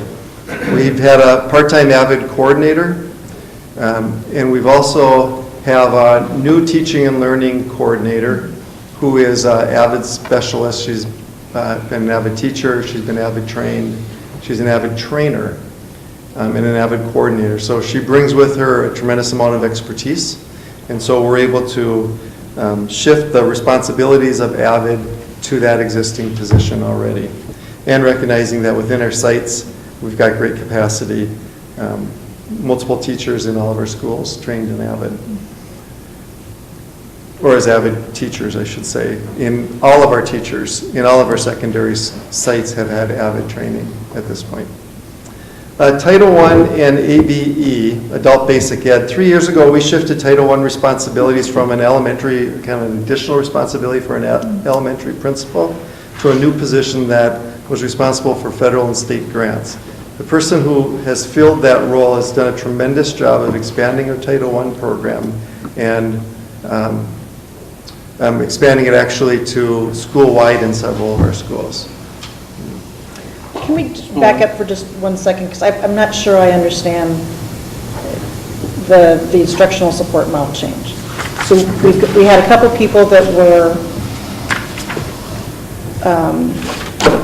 the coaches in these different areas, and they would go around to all of the different schools. So they were an expert in one area, and so they went around to the different schools. So now what we're saying is we want one person in each school to be an expert on all of these things. No, I could take a stab Sure. at that. I think the idea is to say, so we've had experts developing systems in our schools. So our literacy coaches in working with our teachers to develop a model to support instruction. So that model's in place. The role for this would be to work with teachers to get into classrooms, to be working with groups of students in order to make sure that we're working through those models that experts have spent the time to construct. So that's the idea there, not that they would necessarily have that specific area of expertise, but that's where they would be, and that through building relationships in the same way that we have expected our principals to be able to support that kind of instruction and work, regardless of whether or not they have that personal expertise through their schooling. We expect them to help to lead through those processes. So how does something like REACH fall under that? Because that's a specific program for students that are at the very, very high end of the intelligence, and you can't get in the... I know it's only a once-a-week thing for most students, so I'm assuming that teacher is either teaching something else or that teacher is bouncing around to different schools as well. So I guess an innovation coach, a literacy coach, a peer reviewer, an elementary media, and REACH, we're talking about some really diverse, different things there, and I'm still not understanding how this one person at each can do. I guess I'm confused on that. So I think when it comes to, and when you're looking at REACH, for instance, innovation coaching at the same time, I think that's an area where it makes very good sense together, because what you're really talking about there is meeting the needs of students. And so it's about having somebody there that does provide expertise and is working with teachers to push in and make sure that there's project-based learning happening, make sure that there's a push in instead of pulling students out in how we've traditionally offered REACH there, but to push in to make sure that there's opportunities in those classrooms, at least as often, for kids to be engaging with appropriate project-based learning and other activities that are going to stretch them and will help us meet the needs of every student in the classroom. So there would no longer be a pull-out? So that would be part of a model change. I think that there would still be some element of that, but it would be really working on broader-based project-based learning to make sure that those kinds of opportunities are available for all of our students in the classroom. So I just want to expand on that a little bit. So you're very familiar, but we've got levels of support for gifted and talented. So Explorations is a program that's not going to change. REACH was like a tiered kind of support or acceleration for students. At the same time, and this gets to what Mr. Mons was saying, is that we've got this intervention acceleration block that we've been putting into place for the last couple of years. It's referred to as Win Time, What I Need. And that has been separate from REACH, but it has been a way that we have been designing to make sure that we give students what they need every day as part of a structured part of their day. So they're getting interventions in areas or accelerations in other areas that is fitting their learning needs. And so that's part of what Mr. Mons was referring to. And then when we look at the frequency of how often students were accessing a pull-out reach model, we are looking at how we're going to look at a variation of a different program delivery for REACH that does provide some additional project-based learning that is in the context of that, where that coach will kind of be and can come alongside teachers to kind of help do some longer project-based learning modules. So it's a different program delivery for REACH. But it's not going to be somebody going to 3 buildings and trying to pull out students. We're going to try to really look at building that into what's working with our win time and providing those REACH services as part of that time. And then we'll be continuing with the cluster model for the level 1 or tier 1 supports for gifted and talented students. So then, do we have people already that have already been doing these things they're going to be filling these positions in each of the schools? Or are we looking for different people to fill these positions? Or is it just we're taking these folks and slotting them into the different schools? What Mr. Wald was saying earlier is that we really grounded this in the site level plans and looked at what was that stretch that school is looking to do, and looked at the strong cohort of people that have been serving in these different coaching roles, and worked with principals to match people so that it was aligned with somebody that can help move that building level plan forward. It is not putting 4 jobs into 1 job. We're making some changes to the way that we were doing peer reviews. We're making some changes to the example I shared with REACH. So it's not expecting one person to do the work of 4 people. But one of the things that people that were in these roles, there's lost time when you're trying to travel in between buildings, and so there is a way to really maximize the value of someone that is able to stay in one school full-time and build those relationships, have those feedback loops with staff that they're working to support, and then be part of that instructional team, leadership team, to move their strategic plan. I mean, fundamentally, I'm not against the idea of having one person. It makes a lot more sense to me to have someone inside one school so you get to know the students and the teachers. I mean, that makes sense to me. I just wasn't wrapping my head around what exactly this person is doing. So, okay, thank you. Dr. Newmaster? I would agree with you that one person is a good thought. Obviously, I think your media specialist is someone who would be trained, or if you have specific needs, be trained, because I know we had a discussion and I said, are these coaches certified in literacy or tech, or have they had special workshops? It's not a certification, it's their experience, and it's the sort of thing that media people have done for a long time. We would attend Gifted. I ran the Gifted program at Lake Ayres after school. Wasn't a pullout, it was an extra club that met weekly. Your media people do project-based learning at all these schools that have them, and they have enough support staff, so you're not expecting them to be the clerk. They're a curriculum expert who can be sent to a workshop like any other expert teacher. So I feel like your concept of one person is great, but I think you're looking at the painless way to do this where no one else has to move, but we ignore the death of 1,000 cuts your media people have done until the district has apparently eliminated it, which I find tragic for our students. That's your person, your project-based person. One thing that I do just want to say is that I don't want this to be perceived as painless, because for a lot of people that have invested a lot of time and expertise into the work that they've been doing for this district and the value that they've been bringing, they're experiencing a significant career change. And yes, we don't have many people moving. Absolutely, absolutely.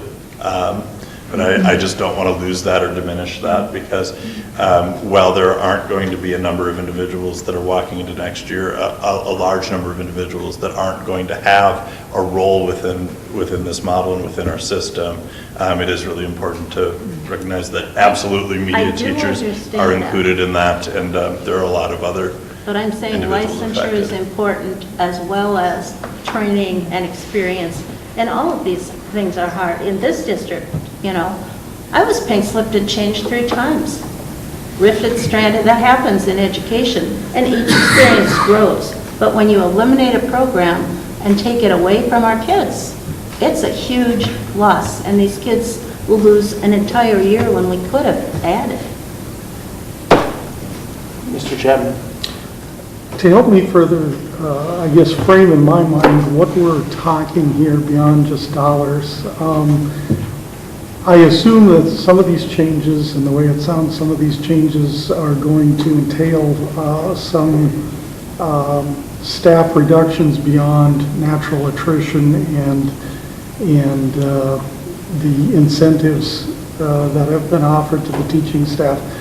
For each of these slides, could you give us net of those items, what the staff reduction FTEs would be? So staff reduction in terms of FTE for these items. And again, net of the Yeah. attrition and the incentives. Absolutely. What we would be looking at for position elimination. So if we're starting there with the instructional support model change, what we're really looking at is a net FTE reduction is approximately 5 FTE. But that does not mean that 5 individuals will be without a position heading into next year. But it's a 5 FTE reduction. And then when you look at the program support model change there, that's the equivalency of about a 1.5 FTE reduction that you can see there, which again does not necessarily translate to 1.5 individuals that don't have a role within the organization next year. And then what about, well, we haven't gotten there, but special ed. So I'll ask Lisa to get into that, but so the reduction in terms of FTE is around 5 there, and we'll get to that. But again, I'd be very careful to say, especially in that case, that is not the equivalency of 5 people not having a role. We all have a role. Hold on a second, Mark. I want to make sure it changes. Right, so we have a lot of retirements in a given year. We have resignations in a given year, and we're able to absorb like all of these positions without Very nearly. without layoffs. Okay. Mr. Wald, I think Dr. Newmaster has a follow-up. I'm sorry, I have another question. About the coaching model, and I do remember, because I was on the board at the time, when we created the tech coaches. That was in 2016, and at that point I said, why couldn't you add back to your media position? Because that is traditionally your tech coach. That is an area of expertise. So these tech coaches were created, this is the 3rd year of that position. And I still say, no one, especially if no one loses their job, that's nice. I've been painful, and I know how painful that is. And then you come back and do something else. But this is recent. This district has a long history of experimenting in different things. Sometimes they're wildly successful, but a lot of things have a certain lifetime, and then we go on to the next push. Because who knows what the push is 5 years from now. So I just repeat, we're looking at things that haven't been forever. Looks like administration has determined to do this for a year, and I still say your media people have been here since I've been in the district. They are in other districts.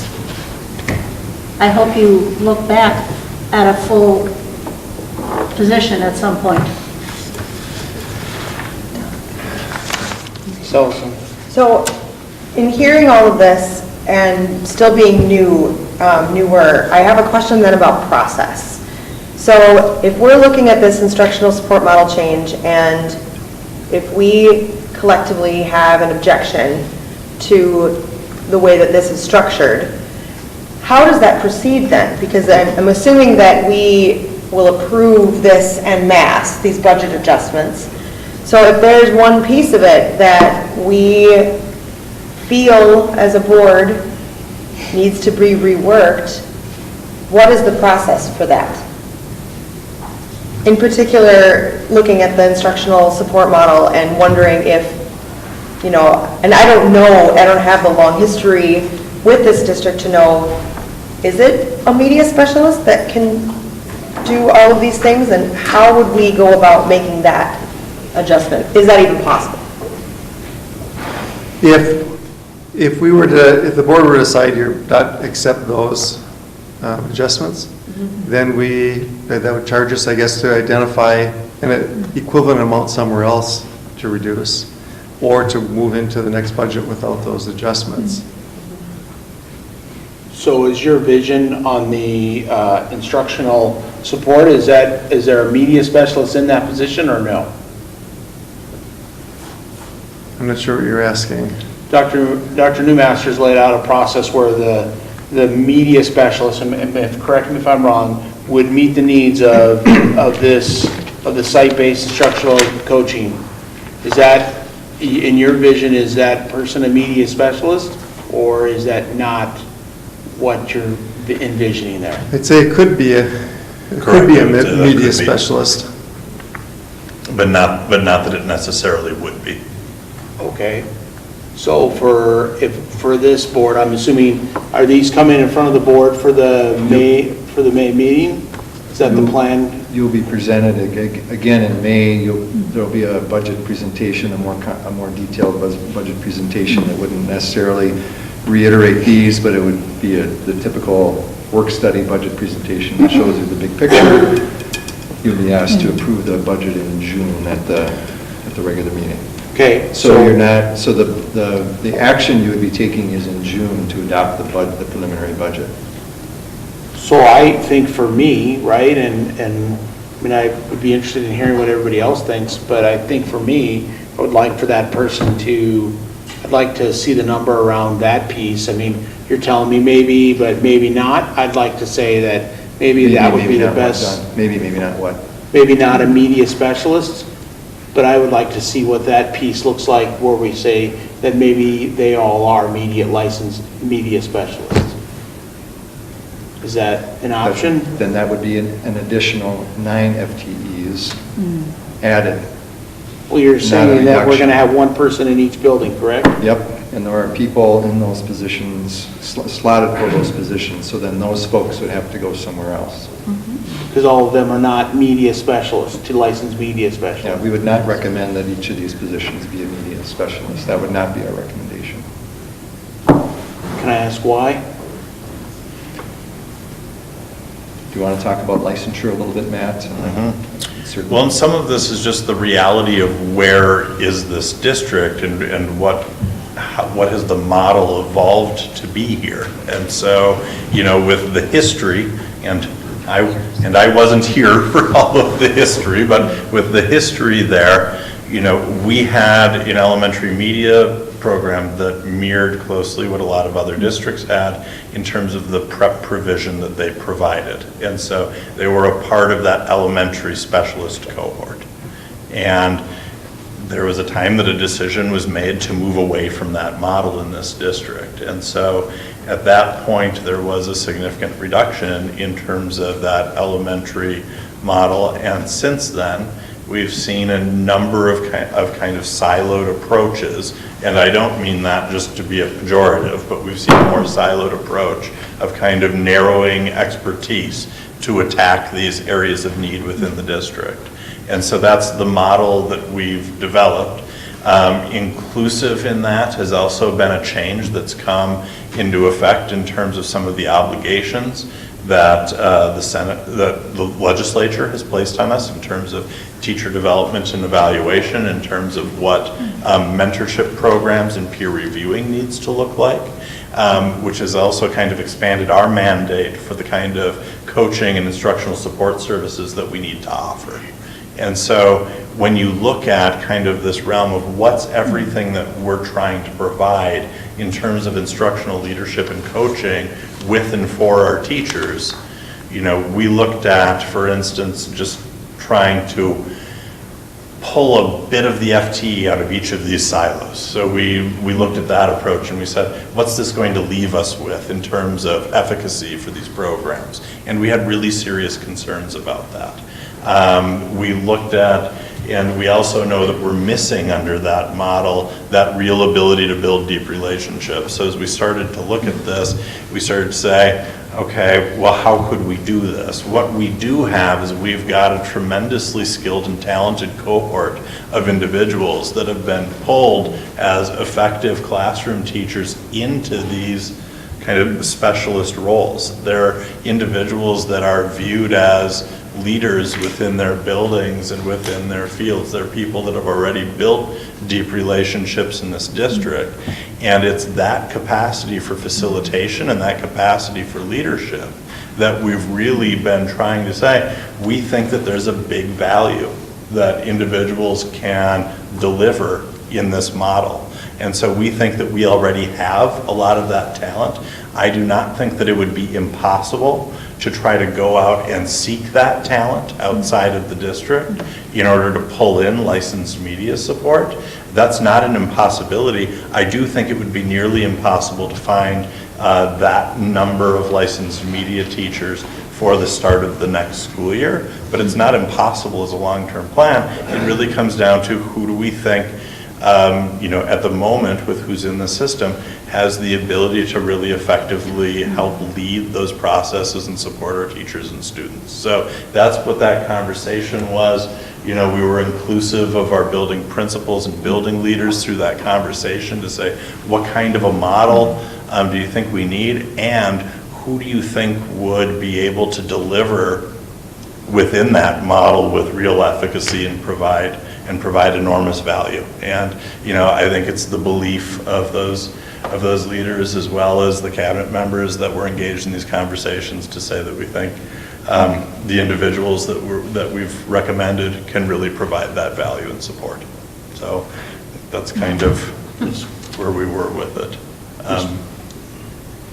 Sorry, Ms. Bullock. Can I just ask, what was the feedback from the principals on the model change? I think that there is that recognition again of the tremendous value that stakeholders have been providing within the current model. So there's serious thought around how do we make sure that that doesn't go away. At the same time, I also think that it's fair to say that looking at a model where there's going to be one person providing that support with the relationships in the building is something that our site leaders, I think, have energy around and are excited about. Mr. Wilson? Yes, Dr. Newmaster, I'm sure your research is very plausible, and, you know, but the question I have, what was the nature of the reduction of media specialists? Was it an outright cut? There was no supplantation, if you all allow that? The nature of the media cut in White Bear Lake was I meant in your research that you did. Well, the research that you cited. Yeah. Well, the research that I cited is about programs that retain their strong media program and that it made a difference in achievement gap and opportunity gap. So there's been 30, and if you read, I sent you a copy of it. Right. You can go through state by state. I scanned it. You obviously analyzed it Right, deeply. right. But if you talk about White Bear, yes, we were most recently, the media department was cut by 50% when the district was struggling to have an IB model for an elementary school. And they could hardly add something just for one school, so all elementary schools got a taste of language. And I'm an old language teacher, I understand that, but what I don't understand is that 50% of the elementary media people were cut at that point. And that's because we had made a decision that they were one of the rotating specialists. Now, some of the districts, they are not rotating specialists. They are most of the districts that I mentioned, the 5 local ones, they are your tech coaches. We have played that role until recently. But when you cut people down to 3 people covering 9 schools, you can't even provide ECFE programs, and we should be, we used to. So when we started this coaching model 3 years ago, the discussion and the administrators that have been here that long, and there aren't that many sometimes, that were here as we got to starting that, it was an idea that a variety of people, and we've had this coaching model before, when we did authentic instructional work or peer coaching or whatever number of things we've pushed as the new great idea that has helped us improve our practice. But it never stays the same. There's not one thing that stays the same. Whoever is in this position, the concept is that they're an expert teacher, they're expert in their licensure, and all of us keep growing. You learn whatever the next new push is, because we can't quite imagine what's around the corner. But media people do that, and they're doing that in other districts. And so that's my point. One person in a building, whoever it is, makes that relationship, and we know relationships are key to knowing your kids, knowing their individuality, knowing your teachers, collaborating with them. If you look at the models, you know that's how it's best. I don't argue with that. I just say licensure matters. But your statement was that when the media specialists are, supplanted, when they're outright cut at eliminated, the achievement level, dropped, and that wasn't for White Bear. because we haven't done it yet. Right, so I mean, you were we haven't addressing gone up. other ones. I'm not going to And what I'm discuss our driving at- testing scores. What I'm driving at is, do you have data that shows the effectiveness of coaches? I have no idea. That Okay. have we asked for any data So on let me- achievement? So let me, and please excuse me for interrupting, because I want to be respectful of everybody's time. Yeah. And I want to say that, so this won't be, we will not need to vote on this until June. So technically, we can bring up this portion back up at the next work study in May to continue to have a conversation. And then I would ask that you guys follow up with Dr. Newmaster and get some numbers around that piece, because I think there's some missing pieces there, correct?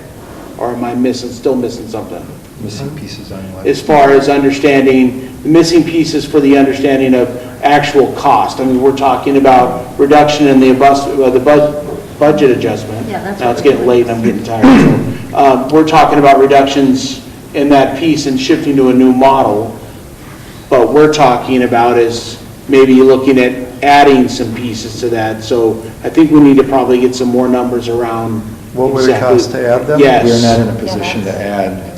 Okay, I respect that, but I think that we should have the number, right? I mean, if you're just saying, hey, it's 9 FTEs, then we need to know what that number is and understand the big, That would be about $1 okay? million. So instead of going down 580, we would go up another So the net 420. effect is you would wipe that out, the 580 out, and you would add $1 million, so it'd be a $1.6 million addition from what we're currently planning. But currently, we have 4 media specialists, because they added back with 2 younger ones who are working on their portfolio to become media generalists at some point.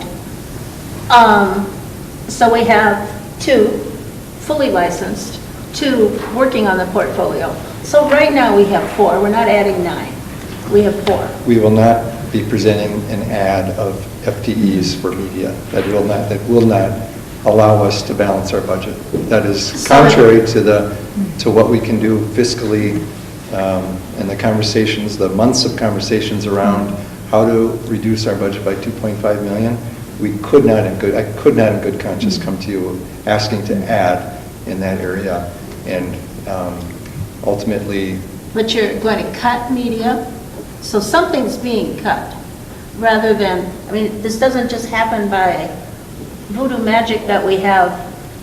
There's no voodoo Enough magic money going on. for- There's about $580,000 cut being shown by rearranging all of these positions that are listed to bring us down from where we're at currently, to bring us down 5 FTEs as a way to actually, we think, improve what's happening at schools and keep it, and to support teachers and to keep it away from the classroom. That's what this is. Ms. Fahey. Can I just clarify? Because we started this with, this is based on the individual building site plans. Okay, because I'm kind of getting lost way in the weeds here, because what I heard originally was, I know that with our new strategic plan, all buildings have been working on individual site plans, so there has been work done with principals and building leaders for this. So I just want to clarify that this is not a top-down decision, that what we're looking at, the instructional support model change in terms of the current coaches we have is based upon building site plans. Okay, so I just wanted to clarify that. And matching talent that we currently have to the best of our abilities by site. Yeah. Okay, so I was kind of getting lost in where this was going, but I just wanted to clarify that. Thank you. Dr. Kazmierczak, do you mind if I add something? We have a lot of respect for Dr. Newmaster and the research that she has provided to us, and making changes that are strategic to support the building level plan is the exciting part. The challenging part is that it does come with budget adjustments. That's difficult. But when we look at the research, the 3 areas that are highlighted in the research talks about the place.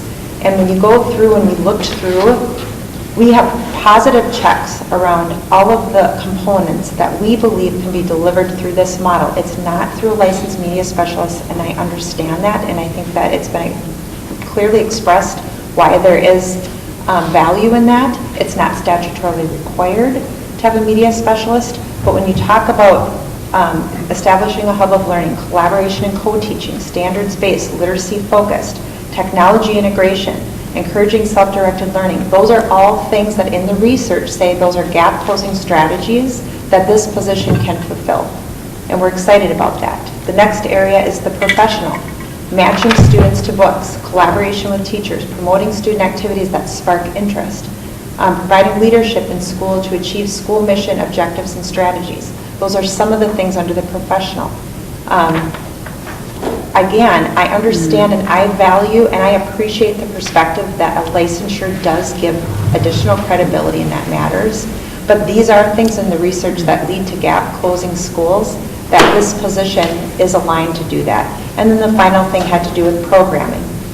Again, we're seeing a lot of alignment, and we appreciate the research that does support that this position can actually deliver us better outcomes. It's not a statutory requirement in this role to have a media license. That's hard to say that because there's complexity around that. But it would require, there's a lot of people right now in our system that are adding a lot of value. And for us to think that we're going to go outside, hire all new people because the priority is to get the license there, I struggle with that as a trade-off that I can ultimately bring a recommendation for, because we have really good people here that are doing really good work, are highly respected by not only students and staff and building leaders and district leaders. And that's really the fundamental difference in this, is that it's not including the licensed position. They are licensed. Thank you. It's not including a media license, but they are all licensed teachers for the position. Hold on a second, Dr. Newmaster. Mr. Chapman. We've had a lot of discussion about these coaches and so on and so forth. I'm wondering how much was brought to the table from the site administrators, the principals, as far as the cuts. And I'm not talking just these positions, but I'm talking areas that they feel need to be addressed and where there could be room for if there's going to be cuts made. And I'm just curious as to how involved they were in this process.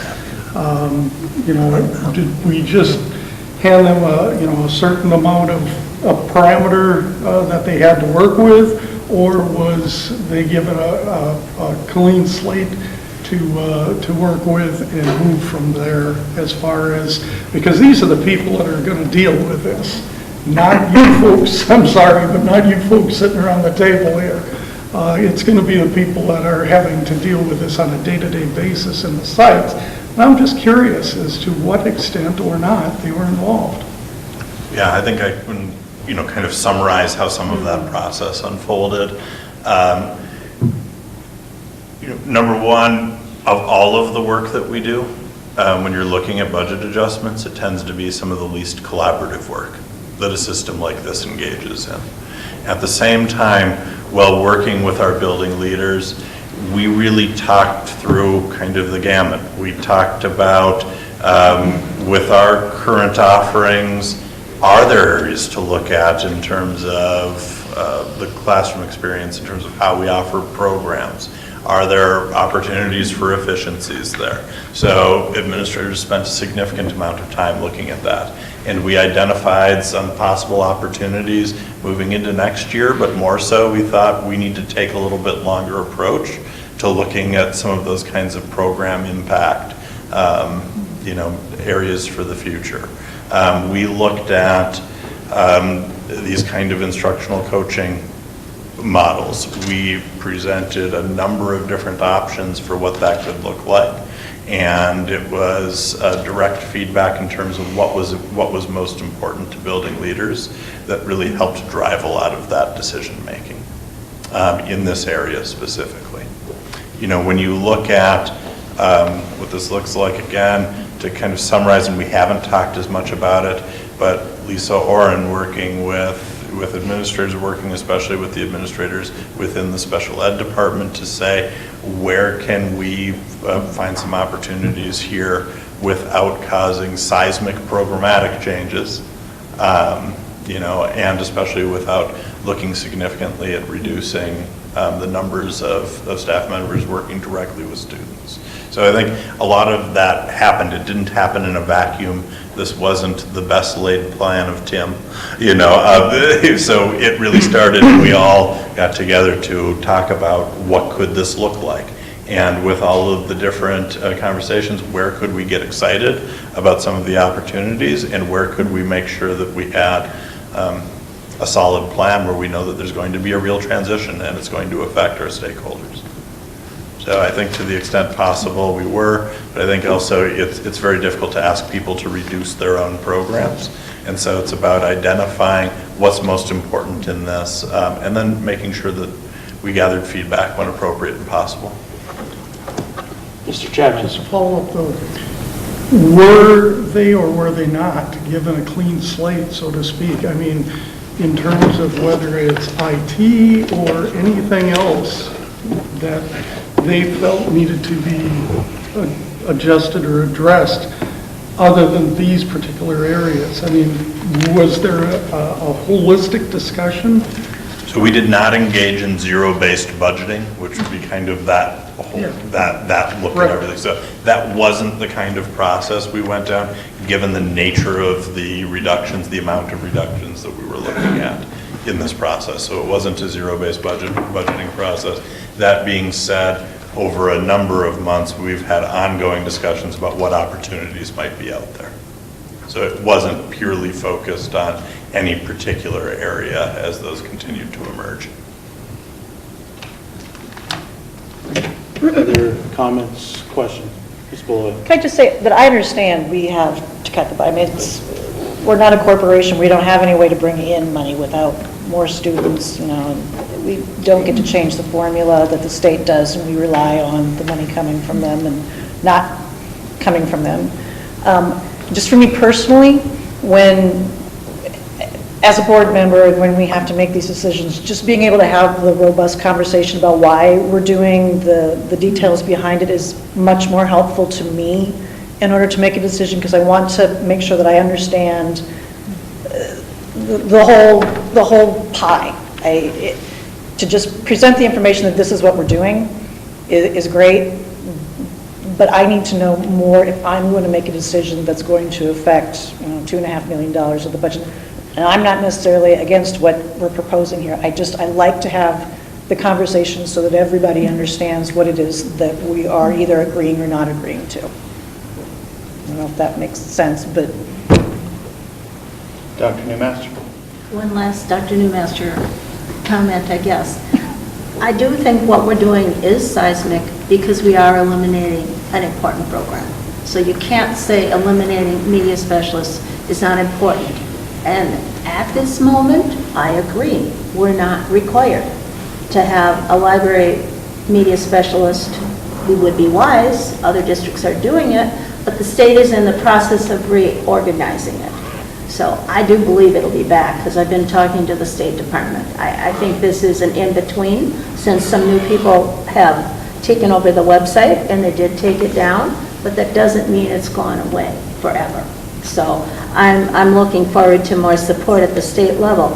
But my question is then, since we have eliminated library media specialists apparently, although we still have some at the elementary level, and I hope they stay. Because there's still at least 3 people, 2 working on it, and 1 that's not retiring. So, I mean, we do have at least a few. But we have federal and state funds that come based on your library media specialist. So if we're looking at money, we've decided we're not going to take any of the funding from the federal stream, and the new state stream that just got House 247 was to help disadvantaged schools add library media specialists, and we'll be disadvantaged pretty soon, so we can apply for that, I guess. But most of the rest of them expect that we have a library media program. So Can I just get some clarity? When we had a chance to talk about this, are you referring to literacy aid as the funding stream? Well, there's more than one, but there is the federal funds for libraries and literacy, and it says libraries and literacy, and it refers to licensed media specialists in there. And that was originally specifically 19 million for media centers and media specialists, and then it was expanded by the end of Obama. The current regime probably is going to ditch it off, but at this point, they refer to library media specialists. And I know when I talk to some of the other districts, that's where some of their funding comes for materials and, partial positions. So I'm just looking at the big picture. I'm going to weep for White Bear if this goes forward. But I will pray for the future. It's much harder to add something back, and you have a whole lot of children that have suffered for 3 years already, and now we're adding a 4th. Any other comments? Okay, please continue. Okay. Going back to program support model change, I talked about AVID, and I talked about Title I. Title I, I don't think I finished that. Referencing that our current Title I coordinator, 50% of her pay comes out of the general fund, 50% from Title I.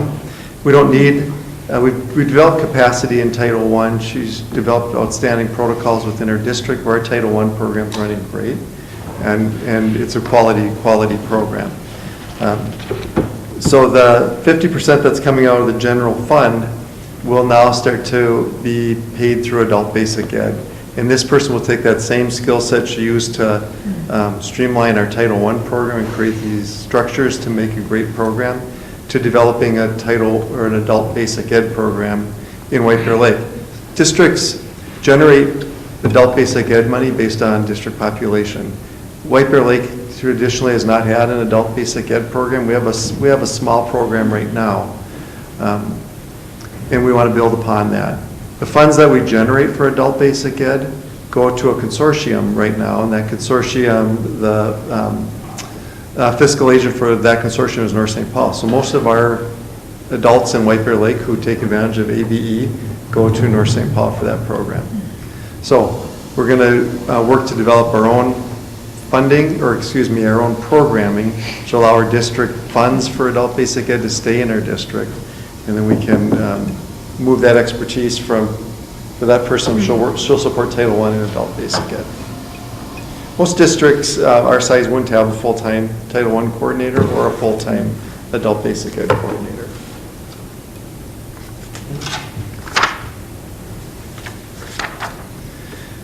Finally, looking at the special ed cross subsidy, I mentioned earlier, our cross subsidy in special ed is in the neighborhood of $10.5 million. We run high quality special ed programming. Special ed carries an inflationary rate higher than other programs in our school districts. Because of the cap on revenue, inflationary increases in expenditures don't generate additional funds. They just become general ed cross subsidy. expenses. And so the special ed department and administrators have worked hard to identify what are areas that they can impact the growth of special ed so that we can keep control of our expenditures. And so really all these programs are pre-K 21, or the strategies really apply to pre-K 21. So that includes absorbing retirements by small increases to caseloads. So we've had lower caseloads than most metro districts, which have been great for us, great for our teachers, great for our kids. We're going to see slight increase in those caseloads to be more in line with comparable districts. We'll adjust how services are delivered through creating more setting 2 and 3 programming options. Our special ed coordinators refer to this as a workload model. So instead of multiple case managers, if we identify students with high need IEPs, instead of having a few assigned to each case managers, concentrating those to case managers with expertise based on that particular disability, and then the cross-categorical case managers would take on more students, but less high-need students. Case managers who are going to serve more high-need students will have less students, but they'll have higher needs. And our special ed staff believes that they can save FTE that way. And then finally, we look at 2-point FTE in consultants that will move into direct services. So these are specialists in a particular disability who will be working directly with students. So I have a question, Mr. Wald. On Yes, the please. 5 FTE that you're projecting to cut for special ed, or is that a loss of staff, or is that going to cover from retirements and just shuffling people around? That's through retirements. Okay, so you're just planning on not rehiring? Correct. Okay. And remember that special ed has a unique requirement in state funding that you cannot reduce your expenditures from year to year. It's referred to as maintenance of effort. But at the rate at which special ed expenditures are growing, we believe we can make these adjustments, slow down that growth in our district to try to keep that growth under control. So the federal government has told us that they will give us 40%, I believe, of the cross subsidy, right? 40% of the expenses Yeah. related to special education. So how much are they actually giving us? 13 to 15. 13 to 15? Never been kind of- higher than 18. It's been as low as 10, 11. No, I think currently- they're But so good to mandated us. anyway. There's currently a bill in U.S. Congress to fully fund the IDEA. We'll pass. Okay. We are not holding our breath on that funding. Trying to be hopeful. But it would be wonderful. But Well, Go ahead. question. So that was the question I had, and maybe I should let you finish and total up. that might be a good idea. Okay. I think I'm at the end. You're pretty close. The last Okay. slide is really just the summary, just identifying those, each slide and the total amount. on each So slide. the session ends in May, budget's due in June. If a miracle happens and we get 3% increase, or if the worst happens and we get 1% increase, do we have to adjust this again? If we got a 1% increase, yeah. If we had time. Yeah. That would put us in a tough spot. Okay. Because then we would be talking about, if we were talking about staffing, we'd be looking at positions that there's a certain timeline required for layoffs. If we were to receive 3%, which is highly unlikely, but if we did, I would say that we probably would not adjust this, but what it would do instead is it would probably allow us then to present a balanced budget in June, rather than in a year from this June.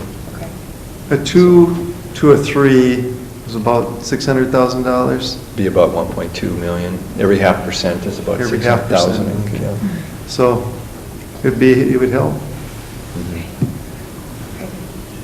So really what you're saying is call your legislators? That's what I was going to say. Yeah. Call all your elected officials. Okay. Is there any other questions regarding the adjustments? Summary? Okay, and you have anything else, Mr. Wall? I'm so done. All right. Are you sure? With that, I believe I'm looking for a motion to adjourn, Mr. Chair, I move to adjourn. and I'll second that. And